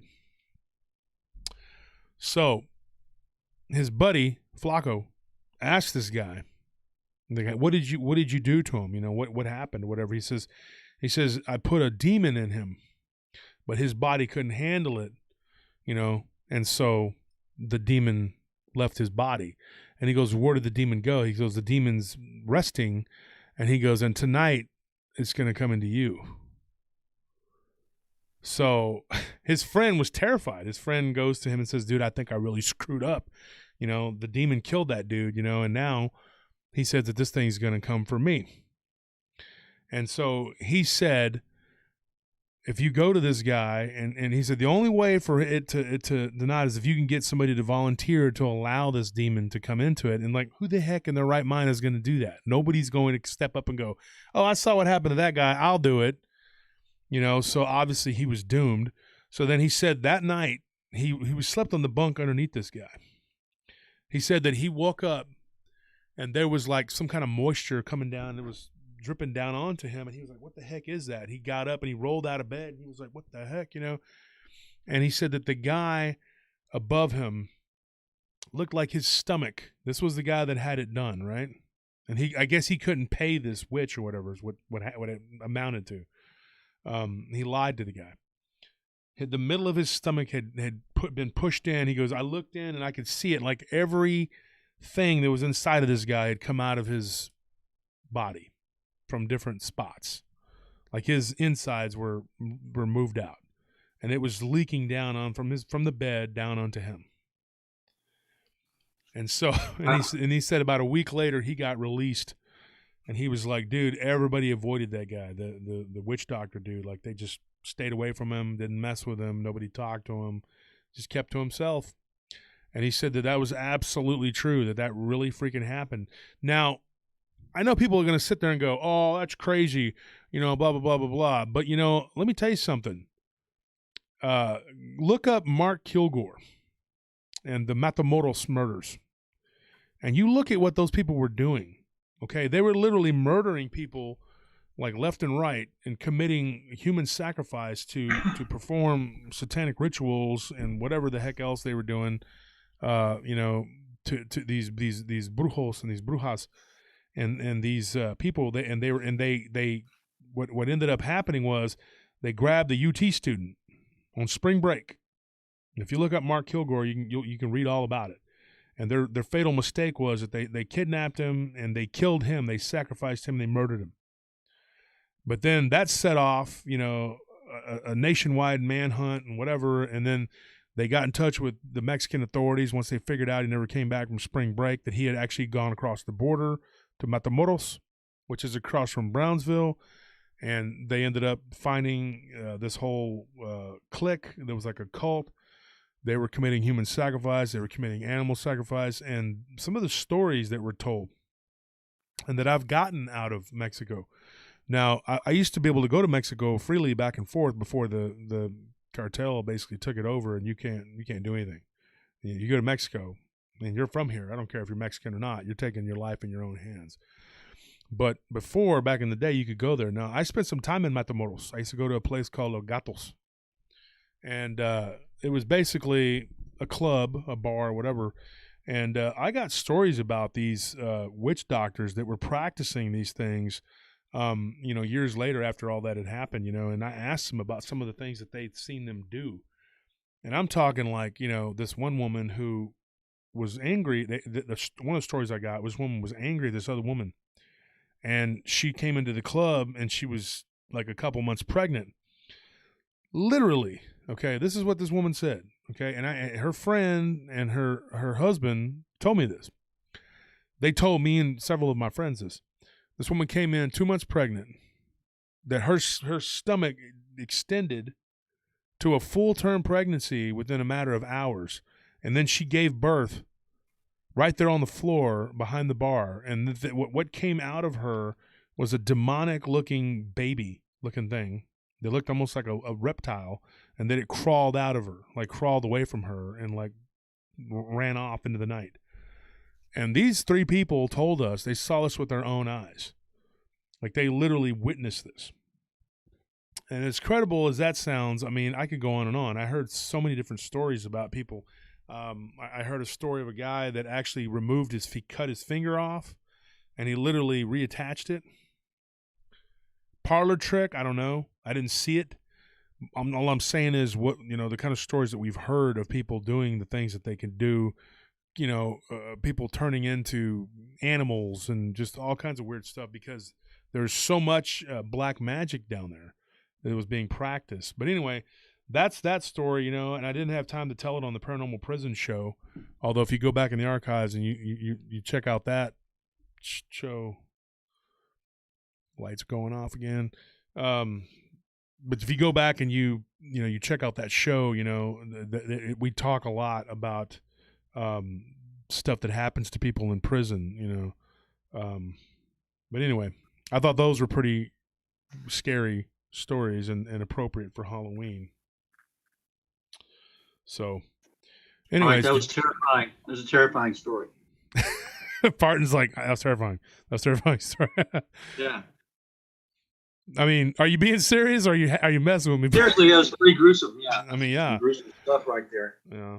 I mean, and the guy that told us that story, he never really had much else to say about being in prison in Mexico. I just asked him, I was like, what was it like day to day? And he goes, it sucked. So, he wasn't real descriptive about it. He was just like, it sucked. Everybody was just sitting around going, this sucks, Cigarettes or frajos were kind of the currency there, and he goes, I was broke. I was a broke gringo. You know, he's a pretty tough guy, though. I mean, I'd seen him throw down. He could fight, and he could handle himself. But he was like, I didn't get mixed up in any of that. And, you know, and he goes, I was so desperate to get out of there at one point, though, I thought about going to that guy, you know, the witch, and trying to make a deal to get out of there. But he goes, I didn't have the money. And he kept telling his friend Flacco, he's like, dude, you know, what are you going to do if you can't pay this guy? You know, because the guy said, your family better come up with the money within 2 days, or, you know, something bad happens to you. And so I guess the same thing that happened to that guy, you know, happened to him. He was turned inside out, I guess. And I believe that, you know, there's strong enough evil in this world that can do these kind of things. I really do. I mean, I covered a story called The Brazilian Exorcism, where there was a woman who had witnessed it as a kid, you know, and she'd witnessed this woman that was crawling around, you know, just doing all kinds of weird stuff, you know, and it was all because of black magic that had been practiced, and her uncle who was practicing black magic, and, you know, and so this woman ended up becoming possessed and having all kinds of weird stuff happen, you know. But anyway, moving on. How are you guys doing for time? Oh, pretty good. Hey, you know how you're always telling me to write a book?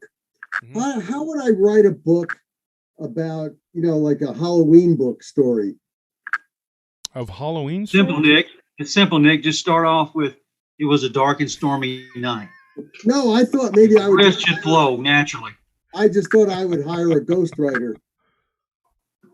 For those of you who know what Barton's talking about, you know, I was talking to Ken Gerhard one night, and Ken made the joke. He goes, you know, whenever somebody starts telling me that they lay it out there for you, you know, he was trying to tell me one way to catch people BSing you in their stories, you know. And he said, one of the things people do is that he goes, they'll start it off with this dramatic, you know, whatever. And, you know, and if they're the ones telling you their firsthand account, then, you know, typically they're not going to tell you, you know, like, it was a dark and stormy night, you know. So then I was talking to Lyle about it, Lyle Blackburn, and we kind of joked about it. And when he came on my show on the anniversary, the first year anniversary show, he made a joke. I said, you know, at the beginning of of his interview, and he said it was a dark and stormy night. And then me and Barton talk about it. Now Barton's always doing that too. That's literally the worst possible way you can begin any kind of writing. It's so overused, right? Yeah. So cliche. You know, your writing is excellent, Barton. I mean, I can tell you right now, dude. Thanks, I'm not just Wolf, saying I appreciate Barton's my that. friend. He's on the show, but I tell anybody who'll listen, a must read. If you want to know about cryptids, if you want the Inhumanoid book, and don't get me wrong, A Mysterious Kentucky, and I ain't gonna lie to you, I haven't read part 2. I've read part 1. It was amazing. It was an awesome book.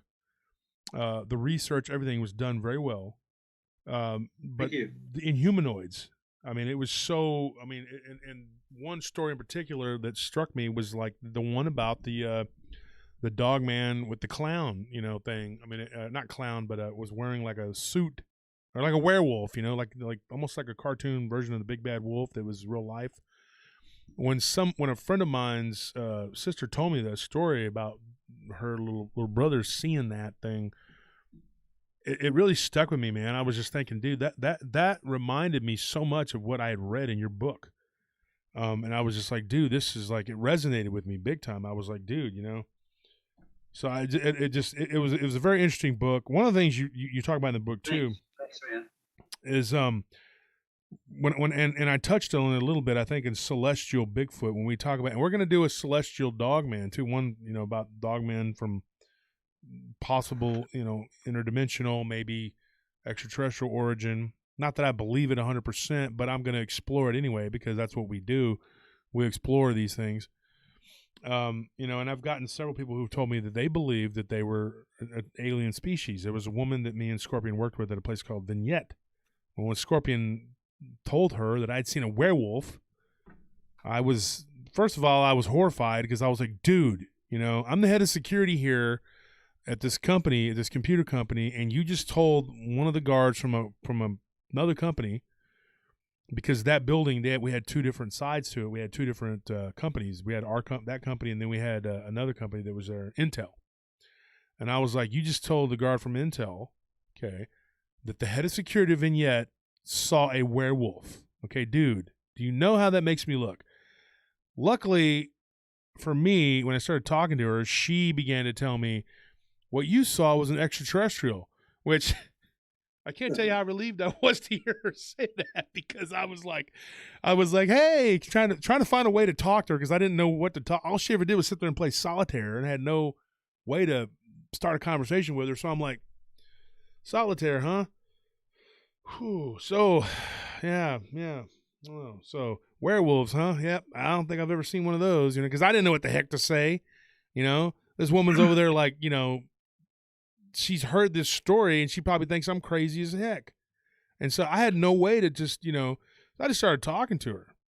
Unfortunately, I said, look, I'm just going to lay it out there. I said, look, my friend told you a really crazy story. And then she just looks up at me and she's at first I thought she was really snide and kind of arrogant. And then I realized she had something that happened to her. She'd been an abductee for 30 years.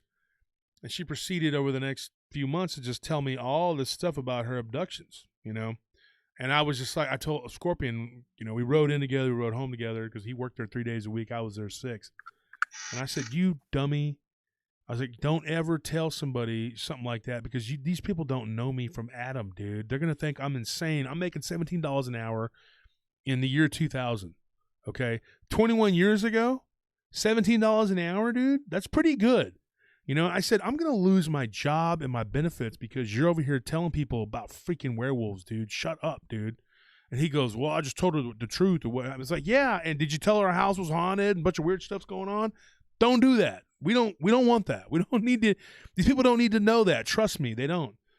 But luckily for me, she had a couple ghost encounters, at a house that she had lived in, but she had also been an abductee. And when she began to kind of lecture me about Dogman being a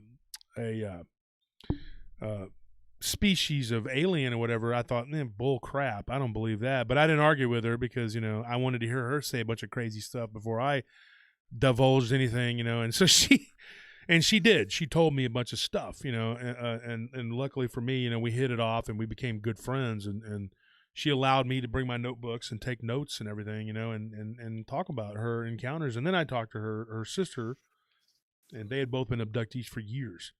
And so, in your book, Barton, you actually talk about a young girl whose dad told her about these Bigfoot, and that one of them was wearing a uniform. Do you remember that in the book in Humanoids?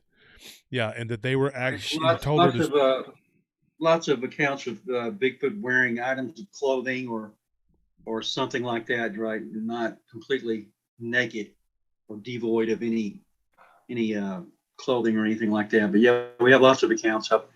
Even one, my own mother saw a dog man when she's 10 years old, and it had a tattered white shirt on. So, there's lots of reports of Bigfoot and Dogman actually wearing stuff that they shouldn't be wearing. So, and one thing I have to say, Josh, in Humanoids, there's not a single cryptid in that book. It doesn't talk about any cryptids at all because, in my opinion, Dogman and Bigfoot, they're anything that's half human is not a cryptid by definition. Yeah. Cryptids are undiscovered natural animals, right? Cryptozoology. Right. And so, and that's by definition what they are. There's nothing supernatural or metaphysical about them. They're just genuses of species of animals that are waiting for discovery. But so anytime you have a part human anything, it's not, to me, it's not a cryptid at all. Bigfoot's not a cryptid to me at all. Neither is Dogman or Mothman or Goatman or Lizard Man, whatever. They're in humanoids, basically, is what I call them. But they used to be called zooforms, right? That was a term coined by Jonathan Downes years ago. But they're something totally different than a natural species of animal. So there you have it. I don't believe Bigfoot is a cryptid at all, nor do I believe Dogman and Mothman and all those are either. They're something entirely different. I don't believe they're animals, right? So anytime you have an animal that's part human, means it's not an animal. Or not completely. Ken touched off a hot button, topic in a group that we were in together, Ken Gerhard, and a good friend of ours, and he said Dogman's not a cryptid. not. And Yeah. boy, that was Right. it. Just was like instantaneous, like you know, and then the whole thing erupted. And I've been course, saying that for years. And folks, we've actually hit the 3-hour mark here, I believe. We are almost at 3 hours. I'm gonna take off here in just a minute. I got one more story that I have time to tell, and I don't have time to tell all the other stories. But man, it's been nice, everybody. I want to get to it here if I can find my notes. There we go. So I only have time for one more story, and I'll end with this one. Do you have time for this one, Barton, or do you need to run now? Yeah, I'll go right ahead, buddy. Okay, this one happened in Belgium, and it's you know what, that one's scary, but I don't know. I'll tell you what. I'll tell you the one with the little girl with this one's even better. Not to take away from you, sir, that gave me the other story. That one's scary too, but I don't have time for both. This one, and I went over this with my wife last night, and I was telling her, you know, like, should I use this one in the Halloween store? Should we use it for one called Haunted Dolls? And I was going to do one about haunted dolls. Now, I know my friend David Weatherly had done one about haunted dolls, and when he was on the show, we didn't get a chance to get around to it. And I wanted to bring him back on and actually maybe do one with him about haunted dolls and stuff like that, because Weatherly does a lot of stuff across the board, just like Nick Redfern. And I am planning on doing a show with him too. And so I was thinking about saving it, but this one, it was so good for Halloween. Not for the person it happened to, of course. But this young girl, when she was a kid, they had moved into a farmhouse, another farmhouse. I know it's a recurring theme. It seems like they're always haunted. I made that joke before, you know, that every farmhouse comes with its own ghost or demon.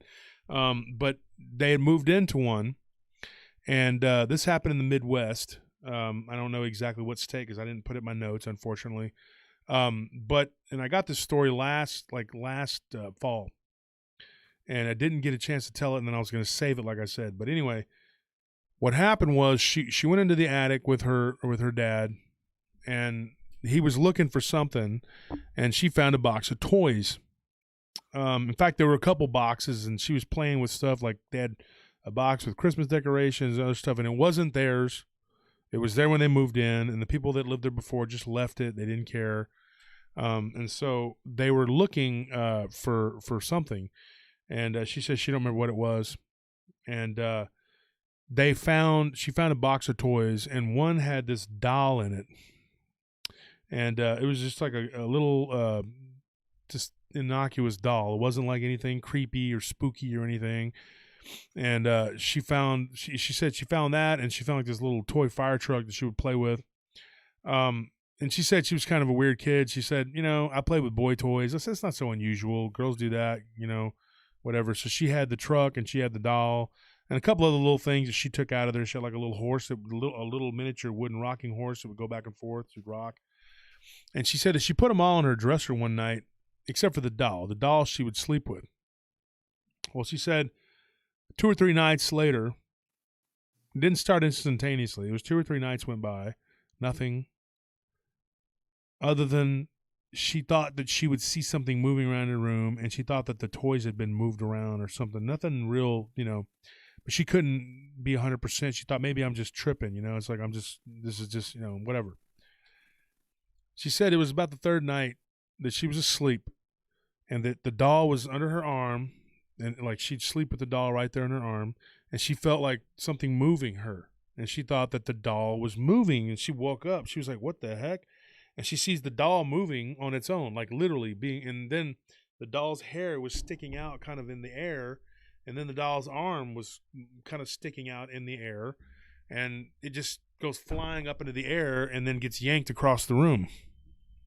And she's like, what the heck is this? So she sits up in bed, and she sees what she thinks is a shadow, like go like, you know, something that's darker than the rest of the darkness, and it moves out into the hallway. So she got freaked out, and she's like, what the heck, you know? So she just laid there for like a couple of hours. She's like, I'm just laying there, you know, or sitting up, staring into the darkness for a couple of hours. And then she just yelled, Mom, Mom, you know, and her mom came in there and said something grabbed, you know, the doll. I think she named it Holly or something. I don't know. I can't remember what she had a name for it, or Honey, I think it was. She said something grabbed Honey and threw it across the room. And she's like, oh, that's ridiculous. Don't be ridiculous, you know? And she's like, no, I saw it. So then after that, she was scared of the doll. She didn't really want nothing to do with it. And then the next night, she'd put the doll in the closet, whatever. The next night, the doll was seen up on the counter, like up on the bookshelf where it shouldn't have been. And it was like looking at her. And like she said, it was like sitting up, and it looked like it was looking at her, you know, and it was scaring her. And so she took it and buried it in the closet. Another night, like a few nights went by, another night she sees the doll moving across the room. And then she realizes that she's absolutely seeing something dark behind the doll, kind of carrying it, you know? And she's like, it was like almost like the silhouette of another little girl, about her age. And then she said that she got really scared and like covered up the sheet or whatever, or covered up the blankets over her. You know how kids do that. They cover the blankets to cover their face. She said that something jumped onto the foot of the bed and began to crawl over the top of her, straddle her. And then she said that it was right on top of her where her face was at, and she could feel the breath, like something was breathing on her. And she was like, I was so scared. She's like, I was laying there. I was terrified. And she goes, I wanted to look to see what it was, but I didn't have the courage.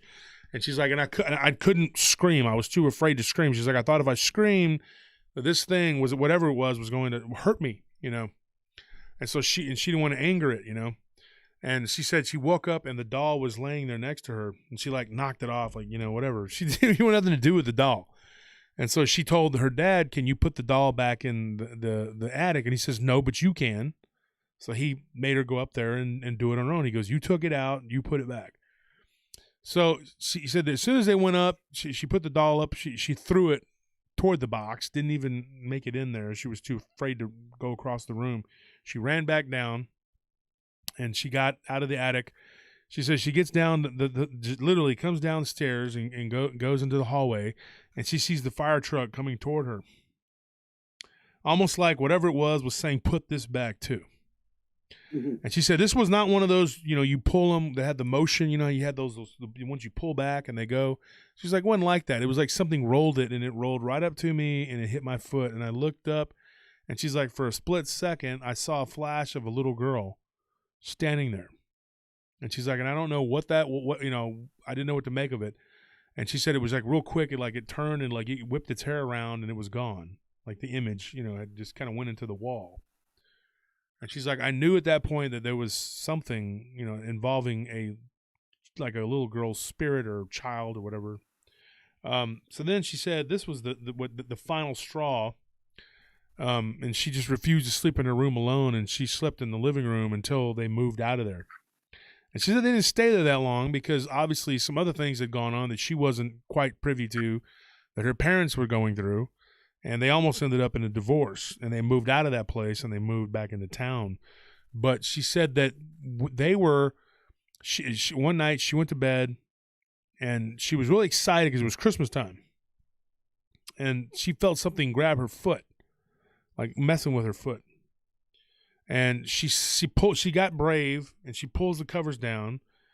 And she said also in her naivety, she thought it might have been Santa Claus. She thought, okay, maybe it's, you know, an elf or Santa Claus. She's like, I don't know. It was Christmas time. It was a couple days before Christmas. I thought maybe that's what it was. No. She sits up and she sees, you know, this little Wednesday Addams family looking kid, little girl sitting at the foot of her bed. And then it went around the other side of the bed real fast. Like you could hear it. Like she's like, you could hear her feet like running toward me. And then she's like, it got right up to me. And she's like, it was right in my face. And she's like, I just was terrified. She's like, and I finally was sitting there and I didn't want to look at it. And she said, I got the courage to look up at it. When I looked up at it, the eyes, where the eyes should have been, was just black dots, just completely blackened out. And the mouth was just like a black hole.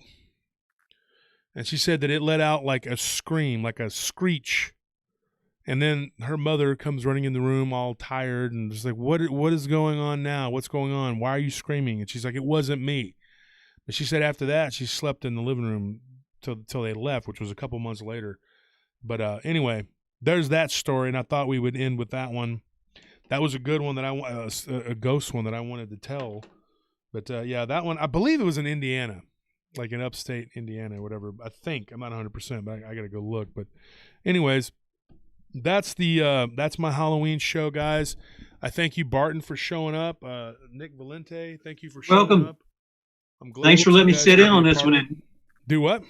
I want to say, yeah, thanks for letting me sit in on this show, Josh. And I want to say happy Halloween to you guys and the entire PRT family. Yeah. Great to be here.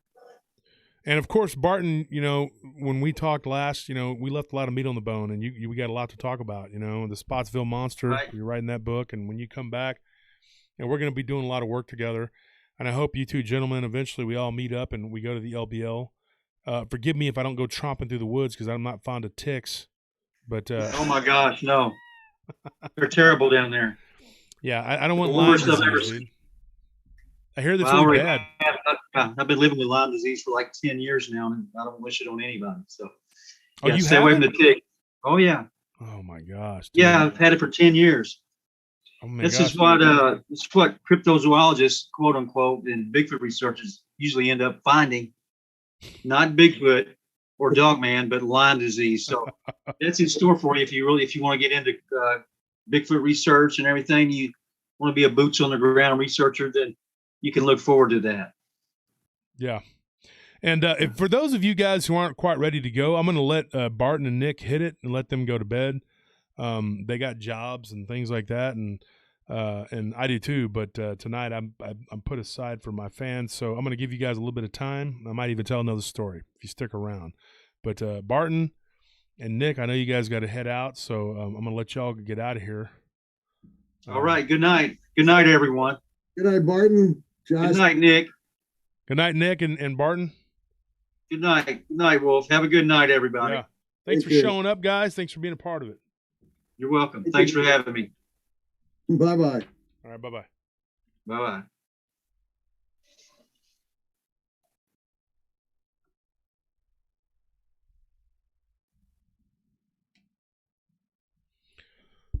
So, we still got 453 people in the chat here. You guys got questions, you guys can throw them at me. I needed to let Barton and Nick run.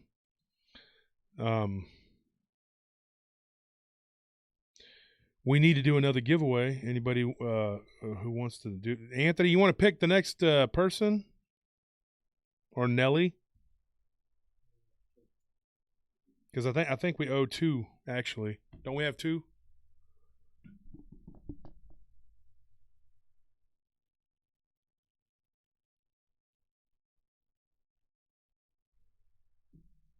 And you got to be on Facebook, guys. You'll be able to hit me up on Messenger. My email is like slammed right now.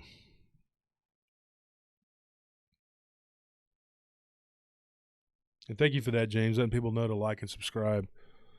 And James, you'll be happy to know that Charlie Perez has completed Stripes, so you'll be getting that soon, along with your book. That should be en route. In fact, that may already be at the Postal Annex waiting for me tomorrow.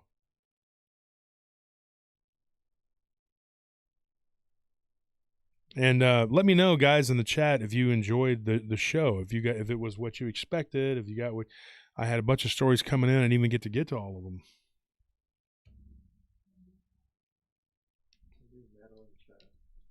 Who?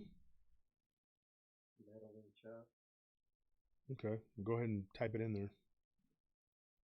Martin Hertel, we did. By the way, Martin, we did get the stickers in, and Melissa Panay, y'all are the ones that hit me up about the Patreon. If you're a Patreon member and you've been with us for 3 months or longer, hit me up because I owe you a swag bag.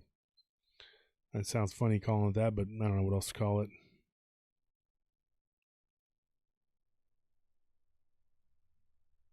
Thank you for that donation, Martin, by the way. Madeline Chap. So hit me up on Messenger. If we're not friends on Facebook, then we can become friends. And we're going to do a book giveaway. Now, don't forget, you can go leave a comment for Friday's Vampire Show. And we're going to do a book giveaway for that, too. So there's still time for that. The Halloween costume contest is still going on. Until 6 a.m., brother. So, it's whatever. 10/27. That's Scorp's birthday. 10/27. I always see it all the time. Oh, Nelly's asking if we can put the live chat up on the screen now.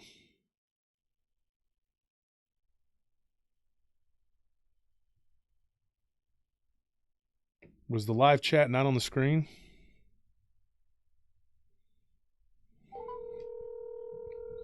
Let me call Ms. Nelly and ask her what's going on.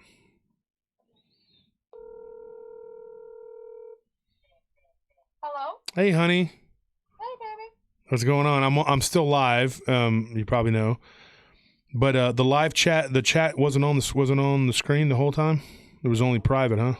It's on YouTube on the phone, and that's how I was communicating with on the phone. Oh, okay. That kind of weirded me out because I turned the phone off to look at just the TV, Uh-huh. and you're on there, and I didn't know you called me. Okay. All right, so we're going to put it on there right now, okay? I'm going to tell one more story, and then I'm out of here. Okay. All right. All right, bye. Love you too. So we're going to go into overtime, folks. Barton and Nick were gracious enough to be around for 3 hours. That's a long time. Be good friends. What the heck just happened?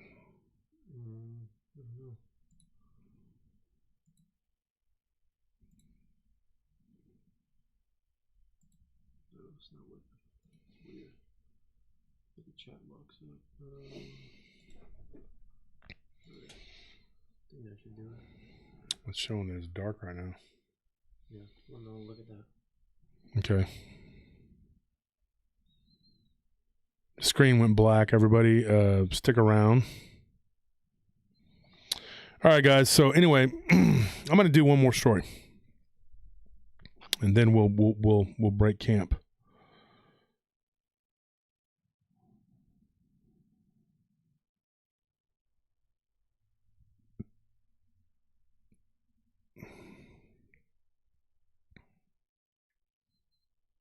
And if you're a winner, just hit me up on Facebook Messenger, and so I can get you your stuff. You're going to win a lamp.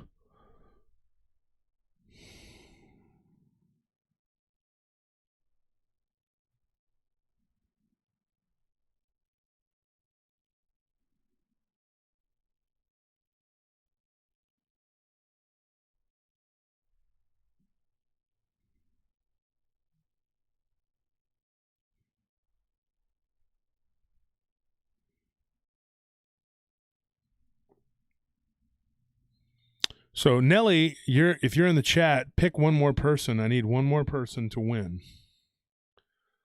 We're gonna have 4 winners tonight.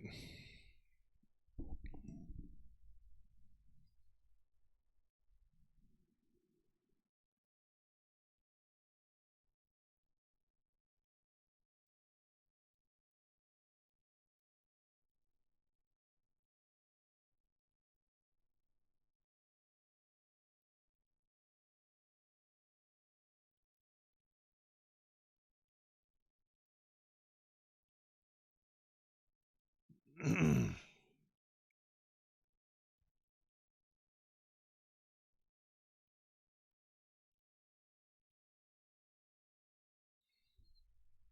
we had people donate. Vortex and Taylor, Martin Hertel, Curtis Turner, thank you for those donations. I appreciate it. All of the people that helped the wheels turn, everything go. And I appreciate all that. Remember, if you've been a Patreon member for 30 or for 3 months or more, we're going to give you something. Okay? Once you hit the 3-month mark, you get something. Titan asked what my thoughts on the spider was. I think there was 2 things going on. I think it was a physical thing, but I think it was being used by a demon. That's just the best I could come up with. When he was telling me this story, I vacillated back and forth between demonic and natural, and then it was just, I don't know.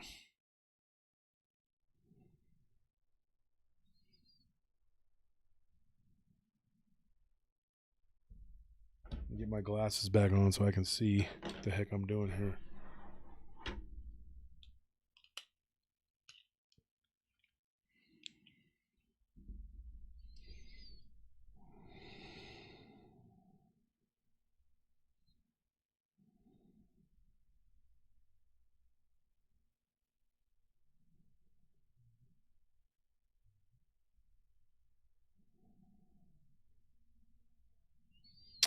Okay, let me get to my notes, and I will tell one more story before we head out.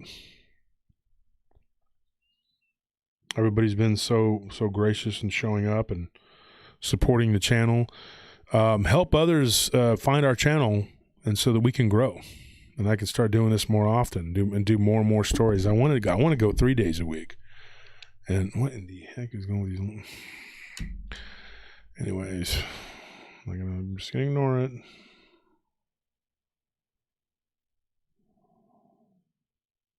Shaman Star, that's a pretty good comment you made there. Russ Harmon, thank you. Thank you for that donation. $50. That's pretty awesome. Thank you so much, Russ. I hope you got your hat, Russ. And the people who recently got their prizes and things, I'm sorry that you didn't. I hate to tell you that I feel terrible that you didn't get stickers, because we just got a huge shipment of stickers in of all kinds.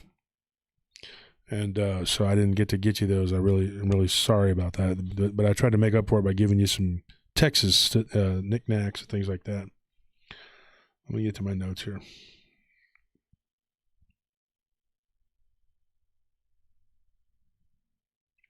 So I'm going to give you guys a choice. I got a Dogman story. I got another Bigfoot story that's pretty off the chain, which I think the Bigfoot story may actually be a little more messed up than the Dogman story, but the Dogman story is pretty good. And then I got the haunting in the chocolate factory, which was pretty creepy. That's a pretty weird one. And then I got a shadow person one.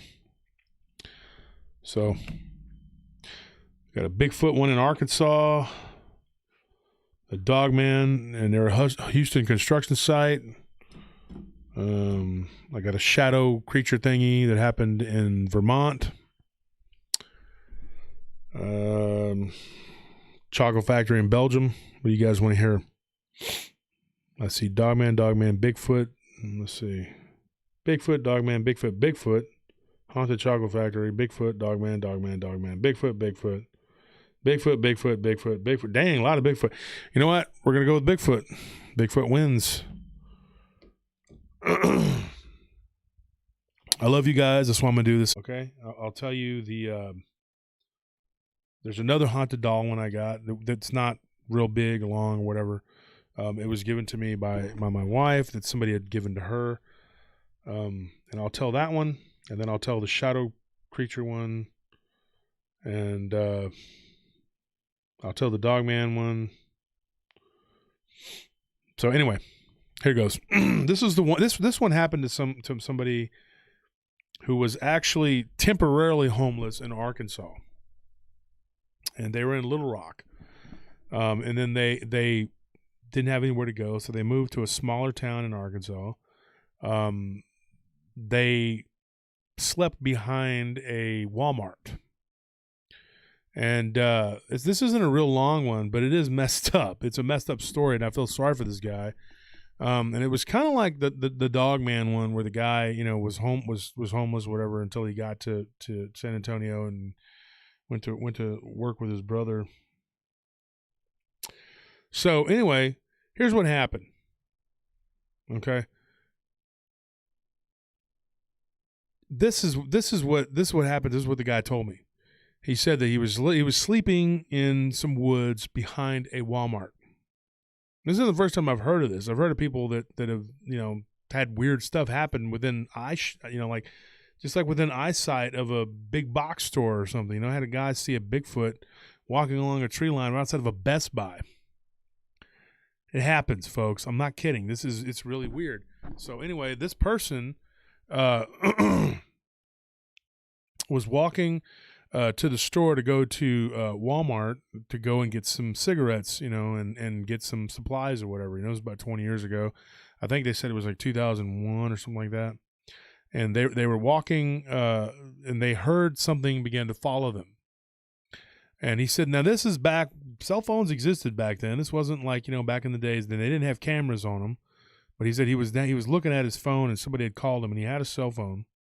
And he was sleeping behind the Walmart, and he was waiting for an apartment to open up, that he had already got an apartment, and he had a job that was lined up, and he was waiting.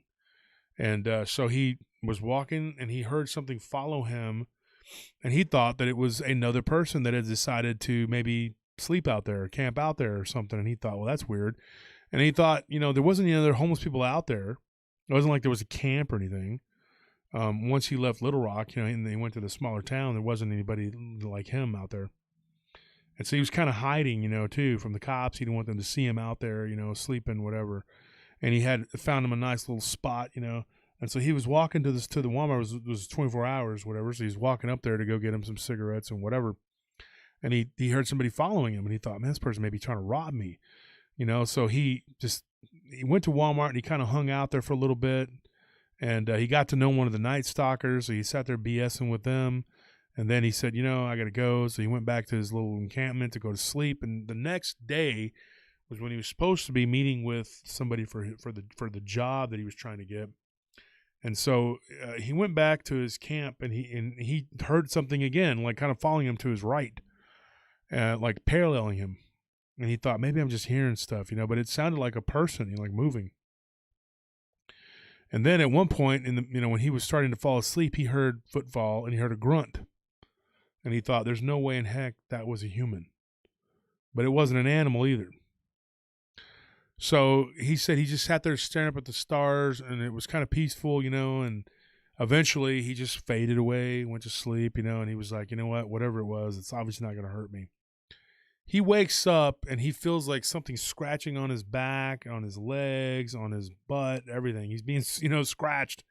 And he realizes that first he sees nothing but like a dark, just like a dark like image in front of him. He looks up, and his right foot is up off the ground, and he's being drugged. He's being drugged down the trail, but going the opposite way from the Walmart, going deeper into the woods. And he thought, oh my gosh, like what in the heck is going on? What is this that's got my foot? And he said that when he tried to kick loose, it doubled down and it grabbed his foot. And he said that it literally cracked 2 bones in his foot by squeezing really hard. Then he said that he started screaming. This thing turned around, completely turned, still holding his foot, twisted his ankle, thought he was going to break it. And when he turned, it let out a roar, like a howling roar, he said. And then he said it made like a whooping noise, like 2 or 3 times after that. And he said it was a reddish brown creature, okay? And he said that the hair on it was just like frayed out everywhere. Like when it got angry, he said he could see the hair just kind of frayed out, like something, like it had stuck its finger in an electrical socket. He's like, and the eyes were glowing red. Now, he said it was only about maybe 6.5 feet tall, which, that's still big. That's taller than me. But he said that it was a not a really big, like overly sized creature. It was kind of rangy. And he said that it was like kind of thin, but he said that when he looked at it, its eyes were red, glowing, and it said that it looked so angry at him. And he said at that point, he could see it clearly. It was almost like it was illuminated. Which is weird. I mean, it didn't look like a natural creature to him at all. He said, now he calls it a Bigfoot because he didn't know what else to call it. It had a short muzzle with pronounced canines. He said it didn't have the ears sticking on top of its head, but it did have a short muzzle. Maybe like to me, the description of it was almost like a thin gugwe, if you just, that's the only way I could describe it. And no, not like a devil monkey. I don't think this was devil monkey. And so I just thought, what in the heck is this thing that grabbed this guy?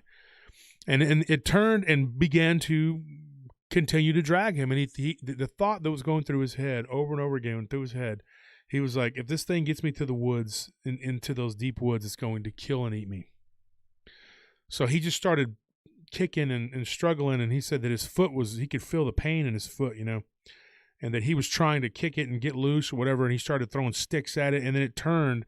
He said, and then it like lifted up its fist and just came down real hard on him, and it hit him like right in his sternum, and he said that it literally knocked him unconscious. Like hit him so hard in his sternum that he like went out. And he said that he woke up and he was right there at the edge of the woods, and there were police officers around him, and they were shining the lights on him, and it had broken his sternum. He could barely breathe. His foot was broken. Okay. And he was all scratched up and everything. And he said that this police officer heard the screaming, was in the back of the Walmart looking for something or someone that had been digging through the dumpsters, and that they had gotten a call about it a couple times. And the security there had called it in and said, hey, we have this thing, that's the way they described it, that has come back onto the property. And so the police responded, and they heard him screaming. So 2 police officers drove their cars up to that back area. They illuminated a creature that ran into the woods and was gone. And they found him there, bleeding, bloody, beaten up, unconscious. And that's what he claimed happened. They took him to the hospital. They had to, he had a broken sternum. It hit him so hard, I think, that it either knocked him, it stopped his heart maybe, or very, very, very terrifying experience. And he's like, I don't know what that thing was.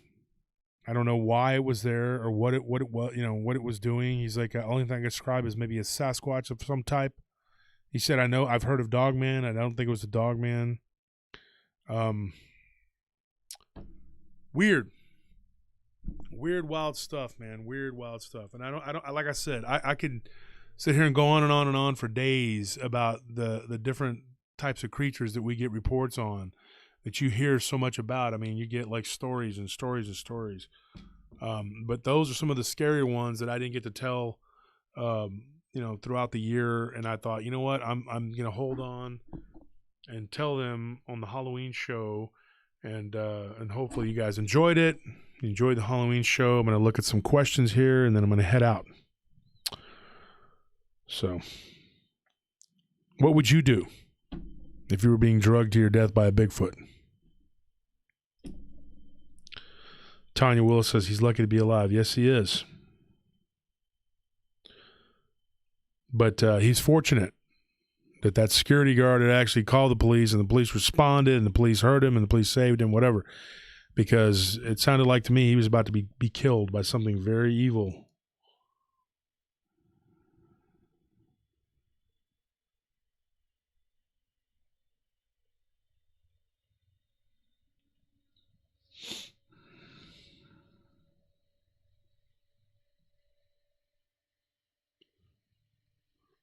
Could have been territorial, but it could have also been hungry, or it could have been all of the above. It could have been, he was on the menu. Who knows?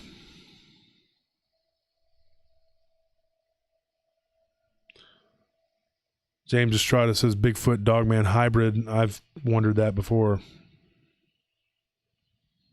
And guys, if you enjoyed tonight's show, don't forget we do this every Tuesday too. And we have people call in, and we've kind of gotten into a routine of doing that. And then Friday we drop the podcast show. Next week, I'll give you the option. I got some different stuff we can talk about. I have the Bible theology, the theological discussion with Paul Anthony Wallace that we can drop the next 2 Fridays, or I can do the one with Jason Bland. Jason Bland talks about shadow creature and alien abduction. The Bible theological discussion that I did with Paul Wallace gets into a lot of cool stuff, man. We get into the ancient gods and mythology and a bunch of biblical things, and trying to answer some questions.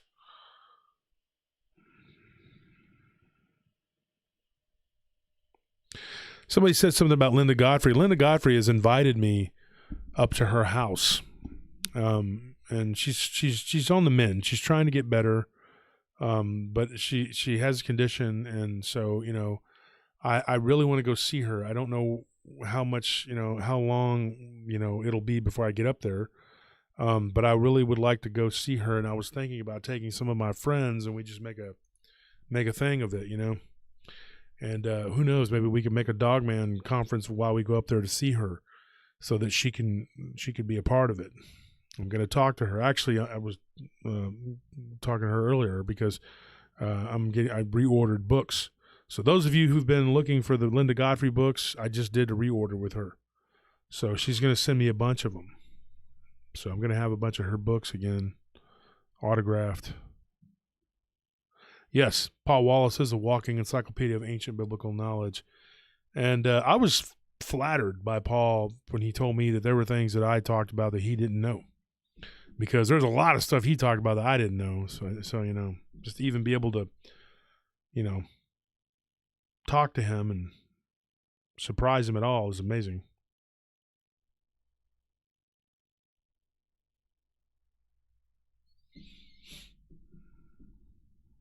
I like to think I do a good job. I like to think that I hustle and get the stories, and I work really hard.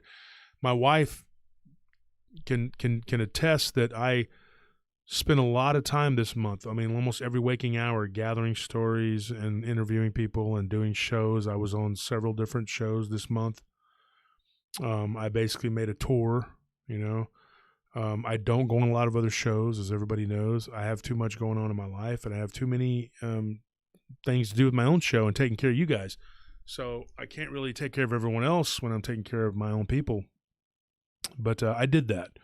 I did do that, and I want the audience to grow, and I love giving things away. And we're going to give things away all year. In Christmas time, we're going to do Christmas time. We're going to do it up. We've had a really good year the last 2 years, other than some of the people that I've lost really hurt me.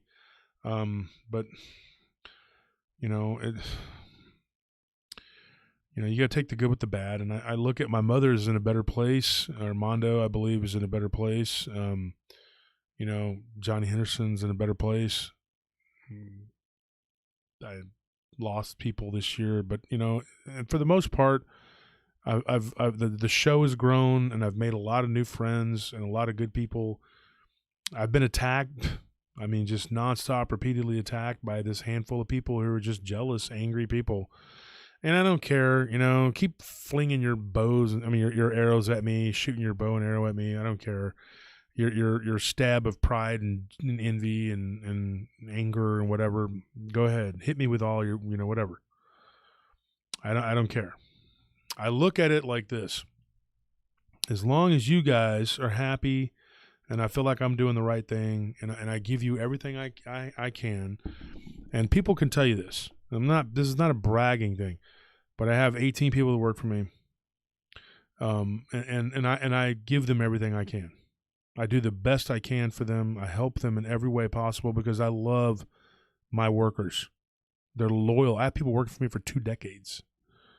I have people working for me for 10 years, 20 years, People that work for me, typically, they stick around even if it's just part-time. They're like, they don't leave because they know they can always work for me. If they need something, I'll be there for them. I pay them. I don't screw them around. I have clients that I've had for 20 years. Even before I was, same clients I was working for the other company, they're still with me at this company I'm with now that's mine. They followed me. I've always had a stand-up reputation. Even when I was, doing things that weren't so good back in the day, I still had a stand-up reputation. I wasn't somebody who was going to backstab you or take something that wasn't mine. I did what I was supposed to do, and I try to pride myself. I pride myself on trying to do what's right, and trying to have integrity, And I try to tell people stories as best I can. Sometimes I have people tell me, oh, you forgot this or that, But I'm not going to add to anything. I might forget something, some detail, whatever. But I'm not going to throw something in there that they didn't tell me. And I try to do the best I can. That's all we can do. Everybody, my friend John Sablon, his mother had a stroke. Please pray for her. It's going to be in the PRT prayer group that Nelly created. I can't take credit for it. Nelly did that. And please pray for her and her healing. So did we decide on who the fourth winner was going to be? Because Anthony, D, and Scorpion all picked somebody. And if you were picked, get in touch with me, and by tomorrow I'll have your something there in the mail. Okay. So Nelly has picked 3 people. Okay, so Mimi P or Beekeeper or Brooks. Brooks, have you won anything? Mimi P, Beekeeper, have y'all won anything ever?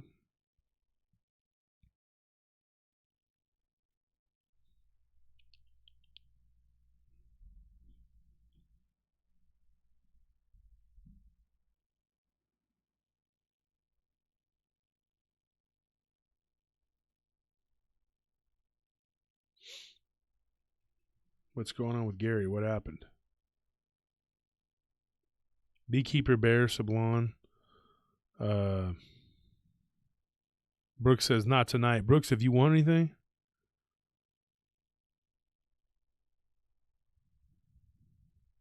Stack deck all the way. I know you've won before, Dick.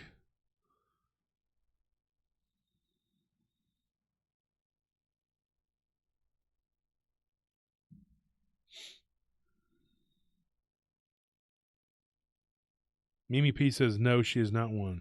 Bear says he has. Okay, so I'm going to give it to Mimi P. Brooks, have you won anything before? Yes, I did. Okay, so Mimi P, you will be the winner. I would like to give something to everybody, but, and like I said, you'll get one of these really cool lamps. We're giving these away for Halloween. Pretty cool. So, and you'll get some PRT swag with that, and whatever. And like I said, become a Patreon member, and within 3 months, we'll send you something.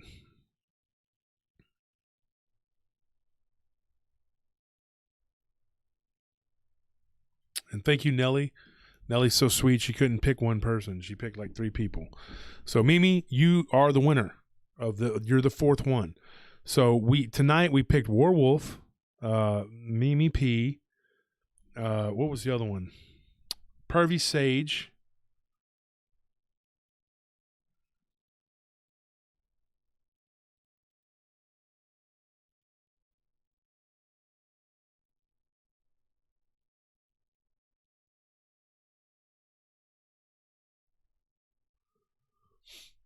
And so Warwolf, Pervy Sage, Mimi P, and Anthony picked the other one. Who did you pick, Anthony? Madeline Chap.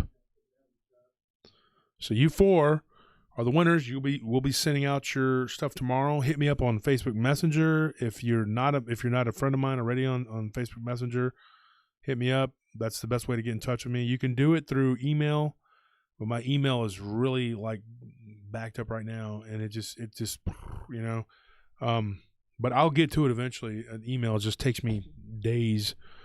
I'm not kidding. After this episode, I'm sure I'll get another Scarecrow story. Was shocked to get one in the first place, but then after I told that one, then somebody said I got one, and it was this guy that I kind of argued with, and I was like, should I trust this guy? And the guy's like, look, I'm telling you the truth. I like your show. I just didn't like how you came at me. I'm like, well, I didn't like how you were attacking that guy, and we just kind of got into it. But we let bygones be bygones. I don't hold grudges, dude, unless you're somebody like look what happened with Marvin. I mean, me and Marvin went at it, dude, and I sent him a care package the other day. And I'm not talking like, oh, I'm, some trying to be super nice guy, whatever. But I sent Marvin some PRT stuff, and I like Marvin. So he's just another person who's been messed around with by the same people. 2 of the people that messed me around messed him around. The thing that amazes me is that they just keep doing what they're doing, and everybody always takes their side. I mean, like, these same people argue and fight with everyone. And this whole business, this whole community, whatever you want to call it, they fight with people constantly. And then everybody still, like, says that they're nice people. They are so not nice people. It's unbelievable. I'm like, are you really that blind that you can't see how these people are? I mean, like, come on, dude. It's crazy, man. you know, and everybody's just thinks that that's all we're doing is fighting with people. It's just really, there's not a lot of people. It's just like a handful. It's like half a dozen people that that we, you know, argue and fight with. And somebody said, God bless Armando. You know, Armando told me, you know, he had a few reasons for leaving. One was he didn't want to have to pay to do the show because he couldn't afford it at the time. He had kids in college. He had things he had to take care of. He didn't have the time. You know, there was just a lot of things going on. He didn't want to have to help with certain things like talking to witnesses all the time. He didn't have time for that. He had a son who had epilepsy, or a stepson, but he was raising as his own. And he was very busy guy, you know, and so I couldn't always wait around for him to record. But one of the things he told me was just, you know, the people that were coming after us, dude, he was just like, dude, I don't want to deal with these people, just constantly having to fight with these people. And so that was, you know, that was one of the things that just turned him off. He's like, dude, I can see now that it's just always going to be these people messing with us, dude. You know, they're jealous. And he goes, and good luck, you know, trying to deal with them, you know. And he was shocked that I was able to hang in there and keep going, you know. Because I took a stand early on in my career with this and went up against these people and told them that I wasn't going to go along with their agenda and their bullcrap, you know. And eventually when it came time, I went against, you know, the big dog, you know, in DER. And I was like, dude, I didn't want to fight with this guy. I mean, he popped it off. But he was, you know, he was angry and he was, I guess, jealous, you know, and he was so used to getting away with attacking people, I guess. I don't know. You know, and these people just do what they do, you know, and I try to be reasonable, you know, and there's people that are jealous and they're angry and they want what they want. And if you don't give it to them, well, you're on their radar. You end up with curses and all kinds of stuff.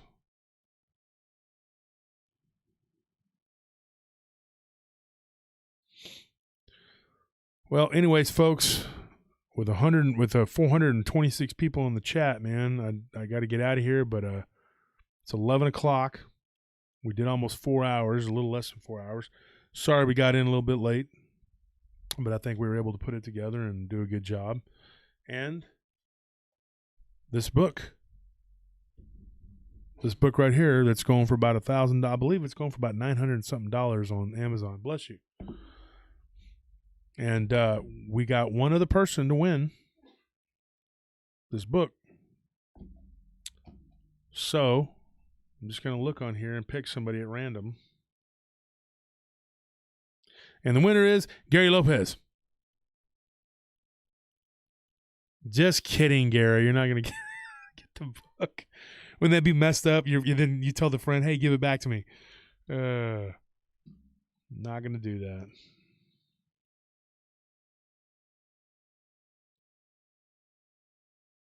I tell you what we'll do. We gave away 4 things for the Halloween show. So what I'll do is I'll pick somebody, show up Tuesday for the live stream, and I'll give this book away on Tuesday. All right? So that'll be the gift on Tuesday. And this book, first edition, Mysterious Kentucky, you can't find it. I'll prove it to you.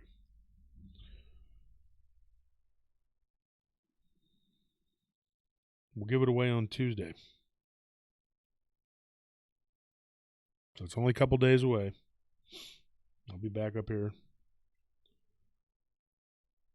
Let me go to Amazon. We'll type in Mysterious Kentucky.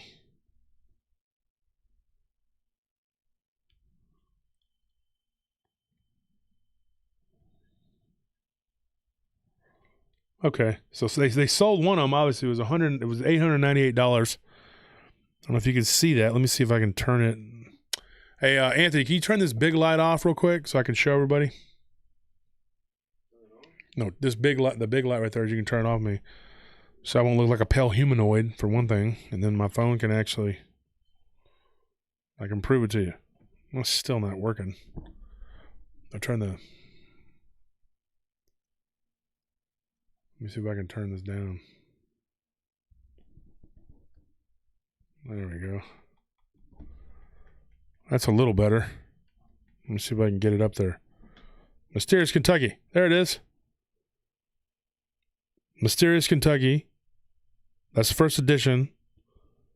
They won $809 for it. Now, they had one for $898. They sold it. So somebody actually bought it for $898. I bought this book from Barton Nunnelly. I'm buying it from him. I'm giving this book away. $800 book. Going to give it away on Tuesday. You hear me? Show up on Tuesday. If you don't, I'm going to go crazy with one of my millimeter personality disorder. I'm going to freak out.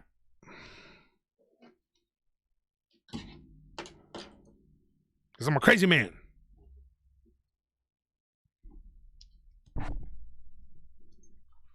And I shall become the dog man. Little pig, let me come in. Let me tell you about a contest that you can win. Just kidding, it's me, Lord Worthington. Anyways, I love you all. Y'all have a good night. Happy Halloween. I hope everybody had a great time. I hope everybody is safe. Enjoy your candy, but don't eat too much. You don't want to be diabetic. And guess what? November, it's Thanksgiving time. Time to give thanks. It's awesome. Then after that, Christmas only gets better. It gets better.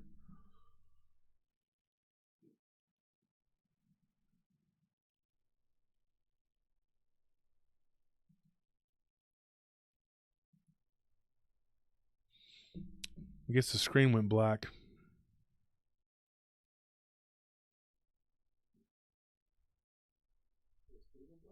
Yeah. Mm-hmm. Let me turn it off. Is that the end of the stream? Well, yeah. I mean, but just stop though. Can y'all hear me? Yeah, they can hear you. They just can't. Just can't see me. Well, anyways, that's it, guys. The thing from the Zoom.